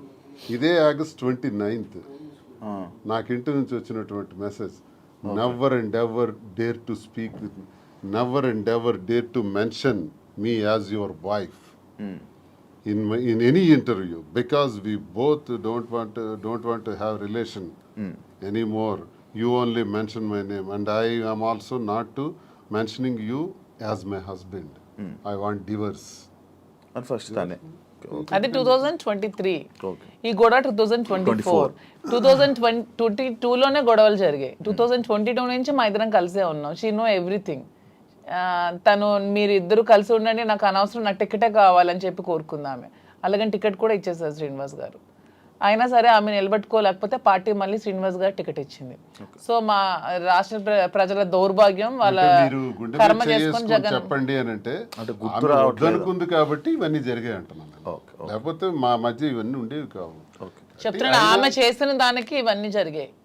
కానీ ఆమె ఏదో ఏడుస్తూ ఉంటే నమ్మేస్తున్నారు జనాలు. వాణి ఏదో నష్టపోయింది అనుకుంటే వాణి షీఈస్ వెరీ వెరీ హ్యాపీ. నన్ను బయటకు పుష్ చేయడం వల్ల షీఈస్ ఫీలింగ్ వెరీ హ్యాపీ. అది చాలా మందికి తెలియదు. ఇప్పుడు వెళ్తారు కదా మీ ఊరు, మీ ఇల్లు కట్టుకున్న ఇంటి దగ్గర ఉంటాం. మేము కట్టుకున్న ఇంట్లో ఉంటాం. మీరు కట్టుకున్న ఇంట్లోనే ఉంటున్నాము. హ్యాపీగా ఉన్నారు. వాళ్ళకే నష్టం సార్, వాళ్ళకి ఏముంది? వాళ్ళకి నష్టమే ఉంది. దేనికి లోటు ఉంది? వాళ్ళకి నష్టం ఉంటుంది. అన్ని సెటిల్డ్ కదా. నాకు ప్రాబ్లం ఉంది. ఇప్పుడు నా బండి ఎలా నడపాలి, ఇప్పుడు ఆ పాపకని రెండో పాపకని పెళ్లికి సంబంధించి, ఇప్పుడు నా నష్టపోయిన ఈ 3 పిల్లలకు సంబంధించి ఈ వ్యాపారాలు, ఈ ఒత్తిళ్ళు ఇప్పుడు నాకున్నాయి తప్ప వాళ్ళకే ఉంది. తనకేముంది చెప్పండి? ఆ ముద్దనుకుంటున్నాను, ఫ్రీగా ఉంది. Done, thank you. నేను ఇప్పుడు మీ రాజకీయం మీరు వదిలేసేయండి, మీ బిజినెస్ మ్యాన్ అని కానీ మీరు కూడా రాజకీయం వదిలేసి ఇప్పుడు మీరు 2022లో మీరిద్దరు ప్రేమికులుగా ఎలాగ ఉన్నారు అలానే ఇప్పుడు నా ముందు ఉండండి కాసేపు. ఇప్పుడు ఈ దేని గురించి మనం మాట్లాడట్లేదు. Actually interview February 14th lovers day. మీరు ఇప్పుడు ప్రేమికులే కదా? February 14th ప్రేమికులం కాదు, మేము ప్రతిరోజు ప్రేమికులం. అందుకే ఇప్పుడు కూడా ఈ February 14th వస్తుంది కాబట్టి ఇది February 14th స్పెషల్ కాబట్టి మీకు కొన్ని ఉన్నాయి. అంటే మీకు rose day, teddy day, chocolate day ఇలాంటివి తెలుసా? ఐడియా ఉంది కదా? వ్యాలంటైన్స్ డే గురించి కూడా ఉంది కదా. ఏం సార్ అసలు చాలా మందికి దీని మీద అపోహలు కూడా ఉన్నాయి. 270 క్రీస్తుపూర్వం, బిఫోర్ క్రీస్తు అంటే ఇంచుమించు ఆల్మోస్ట్ 2600-2700 సంవత్సరాల క్రితం రోమ్లో ఒక వ్యాలంటైన్ అని ఒక ప్రవక్త ఉంటాడు. ఓకే. ఆయన ఏం చేశాడంటే కొత్తగా ప్రేమ పాఠాలు, ప్రేమ వివాహాల గురించి చెప్పడం ప్రారంభించాడు. ఆ రోమ్ నగరానికి దేశానికి రాజు అయినటువంటి క్లాడియస్ ఏంటంటే ఇలాంటి ప్రేమ పాఠాలు చెప్తున్నాడు, వీడికి చంపాలి అని కొంచెం కోపం పెంచుకుంటాడు. ఇదే టైంలో క్లాడియస్ కూతురు ఇతను లవ్ చేస్తుంది, ఆయన ప్రేమ పాఠాలు విని, ఎవరిని వ్యాలంటైన్స్. అప్పుడు రాజు ఏమిటంటే ఆయన్ని చంపేస్తాడు, అంటే హ్యాంగ్ చేస్తాడు. అదే ఫిబ్రవరి 14th. అక్కడికి 20 సంవత్సరాల తర్వాత గెలాషియస్ అనే మరో ప్రవక్త ఇది చాలా గొప్ప రోజు, ఇది మనకి ప్రేమతత్వాన్ని నేర్పించారు వ్యాలంటైన్. ప్రేమ అంటే తల్లి తండ్రులు పిల్లలకి మధ్యన ఉండేది, అక్క చెల్లెల మధ్యన ఉండేది, అన్నదమ్ముల మధ్యన ఉండేది ప్రేమ. ఆ ప్రేమకు అర్థం ఉంది, ఆ ప్రేమకి రిలేషన్ ఉంది. కానీ స్నేహితుల మధ్య ఉండే ప్రేమ, ఒక ఆడామగ మధ్య ఉండే ప్రేమ, దానికే రిలేషన్ ఉంది. ఆ తత్వం గురించి తెలియజేశాడు ఆ ప్రవక్త వ్యాలంటైన్. కానీ ఆయనకు గురేశారు. అలాంటి వ్యాలంటైన్కి ఉరేయటం వల్ల అతను గొప్పవాడు, గొప్ప ప్రవక్త, ప్రేమతత్వం నేర్పిన ప్రవక్త. కాబట్టి ఆయన రోజుని నేను ప్రేమికుల రోజుగా నిర్ణయిస్తానని గెలాషియస్ అనేటటువంటి మరో కింగ్ దాన్ని డిసైడ్ చేస్తాడు. సో ఇప్పుడు వరకు కొన్ని దేశాలు దీన్ని అంగీకరిస్తారు, కొన్ని ప్రాంతాలు వ్యతిరేకిస్తారు, అపోహలు పెట్టుకుంటారు. జరిగిన కథ ఇది. సో దీనివల్ల మనం నేర్చుకోవాల్సింది ఏంటంటే ఈ ప్రేమతత్వాన్ని ప్రతి వ్యక్తిలో కూడా ఉండాలి. స్నేహితుల మధ్య ఉండాలి, కుటుంబాల మధ్య ఉండాలి, భార్యాభర్తల మధ్య ఉండాలి. ఆ ప్రేమతత్వం ద్వారా మేము ఈరోజు ప్రేమతోనే ఇంతవరకు వచ్చాం కాబట్టి ప్రేమతోనే ఉంటున్నాం కాబట్టి వాస్తవమైన మాటలు నా మనసులో ఉన్నది నేను ఆమెకు చెప్పాలి, ఆమె నాకు చెప్పాలి, చెబుతూ అందరూ ఇలాగే ఉండాలి, ప్రేమతో ఉండాలి. ప్రేమతో ఉంటే దేశాలే గెలవచ్చు, ఏ జయాలను పొందొచ్చు. రాజ్యాలే ప్రేమ లేకపోతే రాజ్యాలు కోల్పోతాం, ప్రేమ ఉంటే రాజ్యాలే గెలవచ్చు. ఒక్క మాటతో, ప్రేమపూరితమైన మాటతో అన్నీ గెలవచ్చు. కాబట్టి ప్రేమతత్వాన్ని పెంచుకోవాలని వ్యాలంటైన్స్ డే చెప్పిన ఈ రోజుని ఒక 10 రోజుల పండగగా, 5 రోజుల పండగగా, 3 రోజుల పండగగా చేసుకుంటారు. అదే మీరు ఇప్పుడు చెప్పిన టెడ్డీ అని. ఈ ప్రేమ గురించి ఎప్పుడు తెలుసుకున్నారు? అంటే చదువుకున్నారా? లిటరేచర్ కదా బేసికల్ గా, నేను MA English literature and law student. ఇవన్నీ చదువుకోవాలి. మహాభారతం చదివాను, రామాయణం చదివాను, భాగవతం చదివాను. అవన్నీ నేను చదువుకున్నాను. అంటే అచ్చ తెలుగులో, నేనేం పండితులు కాదు, సాంస్క్రిట్ అవన్నీ నాకు రాగానే అచ్చ తెలుగులో నేర్చుకున్నాను, అర్థం తెలుసు. ఓకే. ఈ ప్రేమ గురించి కూడా అలాగే తెలిసింది. కానీ మాధురి గారి గురించి స్పెషల్ గా ఏంటి మా ప్రేమ అని చెప్పి ఏమైనా చదవడం? అంటే దీని గురించి నేను చెప్పేది వ్యాలంటైన్స్ డే సందర్భంగా ప్రేమతత్వం గురించి అర్థం ఏంటో నేను చదివింది, నేను అర్థం చేసుకుంది, నా చిన్న బ్రెయిన్ కి అర్థమయ్యేది మీకు తెలియజేశాను. మీరే మీ ప్రేమ గురించి మీరు ఎలా వర్ణించాలనుకుంటున్నారు? అంటే శ్రీనివాస్ గారి మీద నాకున్న ప్రేమ గురించి, మా ప్రేమ వర్ణించడానికి మాటలు సరే.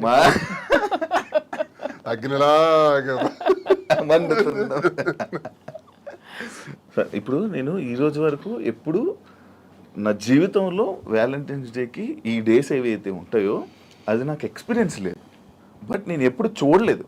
అంటే ఎలా ఇచ్చుకుంటారు, ఎలా మాట్లాడుకుంటారు, నేను ఉండేది అవన్నీ అయిపోయేసారు. కానీ ఇప్పుడైతే ఏం లేదు, ఖాళీ. ప్రేమ ఉండాలి జీవితంలో. దొరకట్లేదు సార్. నేను ప్రేమనిస్తున్నాను. చూడండి, ఎవరైనా శివన్ మీరు ఎప్పుడైతే ప్రేమిస్తారో గ్యారంటీగా ప్రేమించే వ్యక్తులు దొరుకుతారు. ఈ రోజు మీకు చెప్తాను, నేను అందరికీ ప్రేమనిస్తున్నాను సార్. అంత ప్రతి ఒక్కరిని ప్రేమిస్తున్నాను. కానీ నన్ను ఎవరు ప్రేమించారు? ప్రేమిస్తారు. అది వెయిటింగ్ సార్. నాకు కూడా ఏదో ఒక రోజు అలాగా చీకట్లో నుంచి గెంతుకుంటూ అలా ఎప్పుడైనా వస్తారేమో వెయిటింగ్. రోజ్ డే కాబట్టి ఒకరికొకరు రోజు ఇచ్చుకోండి. ఫస్ట్ రోజు ఇచ్చేసుకోండి. మీ దగ్గర ఉన్నాయి. ఇప్పుడు నేను ఈ ఎవ్రీడే ఏదైతే రోజ్ డే ఉందో, propose day, chocolate day, teddy day, promise day, మీలా నేను చూడకుండా చెప్పలేకపోతున్నాను. చూసారా? అంటే అంత ఎక్స్పీరియన్స్ లేదు నాకు. ఇవన్నీ మీరు ఇప్పుడు ఇవన్నీ మీరు చేసుకుంటే నేను చూసి ఆడియన్స్ కూడా చూస్తారు. అండ్ మీ ప్రేమని మీరు ఇప్పుడు ఈ ఇంటర్వ్యూ ద్వారా తెలియజేసుకోండి ఒక్కొక్కరు. ఓకేనా? ఫస్ట్ రోజ్ డే మీ స్టైల్లో మీరు ఇవ్వాలి. మీ స్టైల్ సింపుల్గా ఇచ్చేసుకోవడం కాదు, ఒక ప్రపోజల్. ఓకే, మాకు ఎవరికి సంబంధం లేదు. క్యారెక్టర్లోకి వెళ్ళిపో. Raju, I love you. Thank you. I love you too. Thank you Raju. Rose day బా ఎంత చక్కగా రోజ్ ఎక్స్చేంజ్ చేసుకున్నారో. ప్రపోజ్ చేయండి మంచిగా, నాకు అది కాదు ఐ లవ్ యూ కాకుండా ఏమైనా చెప్పాలనుకుంటున్నది ఏమైనా ఉందా? ప్రపోజ్ డే రాజా, ప్రేమ అంటే ఒకరికొకరు సుఖంలో సంతోషంలో ఉండడం కాదు, కష్టంలో ఉండడమే అసలైన ప్రేమ అని మా ఇద్దరం చాలామందికి నిరూపించుకున్నాం. సో ఈ ప్రేమ ఇలాగే లైఫ్ లాంగ్ కొనసాగాలని. కష్టాలు అనేవి టెంపరీ, లైఫ్లో అన్నీ వస్తూ ఉంటాయి. సో మన లైఫ్లో కూడా మంచి రోజులు వస్తాయని నమ్ముతున్నాను. సో ఇలాగే మన లైఫ్ లాంగ్ ఇద్దరు ప్రేమిస్తూ ఇలాగే హ్యాపీగా ఉండాలని కోరుకుంటూ ఈ ప్రపోజ్ డే రోజు నీకు ఐ లవ్ యూ చెప్తున్నాను. ఐ లవ్ యూ రాజా. చాలామంది జీవితంలో ఆశయాలు, కోరికలు ఉంటాయి. అవి సాధించాలనుకునేటప్పుడు వచ్చే అవాంతరాల వల్ల అరే నాకు ఇది కాలేదే, నేను అనుకున్నది జరగలేదని వెంటనే ఒక రకమైన డిప్రెషన్లోకి పోయి ఆత్మహత్యలకి, జీవితాలు త్యజించడానికి రెడీ అవుతున్న వాళ్ళ గురించి నేనేం చెప్తున్నానంటే ఈరోజు ప్రేమతో ఏదైనా సాధించవచ్చు, ఎటువంటి విజయాలైనా సాధించవచ్చు. మీరిద్దరం ఇన్ని కష్టాల మధ్య, మాది ఆత్మహత్య సదృశ్యమే, సామాన్యమైన విషయం కాదు, కానీ ఎన్ని కష్టాల మధ్య, ఎన్ని హడిల్స్ మధ్య, ఇన్ని ఇష్యూస్ మధ్య ఎదుర్కొంటూ సమాజంలో మళ్ళీ నిలబడగలుగుతున్నామంటే ప్రేమే కారణం.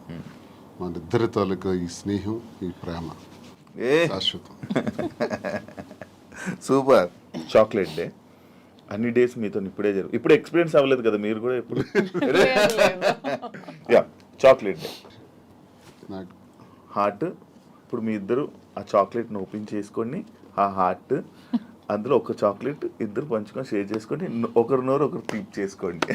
వ్యాలంటైన్స్ డే సందర్భంగా ఈరోజు chocolate day. Very good. Hot.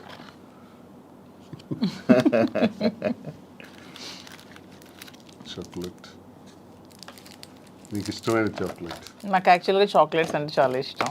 అవునా? అందుకే సార్ తెచ్చి ఇచ్చారు. ఏదైనా వేడుక స్వీట్తోనే స్టార్ట్ చేస్తారంట. సో ఈ స్వీట్ లాగే మన ఇద్దరి మధ్యలో ఇంకా స్వీట్గా ఉంటారని లవ్ స్వీట్ చాక్లెట్.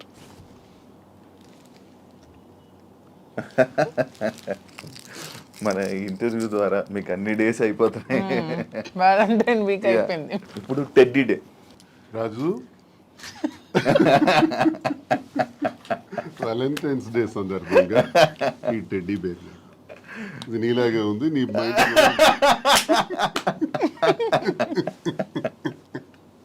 అంటే క్యూట్ ఉందనా? అంటే నేను టెడ్డీలో చబ్బీగా ఉన్నానని. అచ్చా, సూపర్. Thank you. ఇప్పుడు థ్యాంక్ యూ చెప్పారు. Promise day. ఒకరికొకరు ప్రామిస్ చేసుకోవాలనుకుంటే ఏం ప్రామిస్ చేసుకోవాలనుకుంటున్నారు?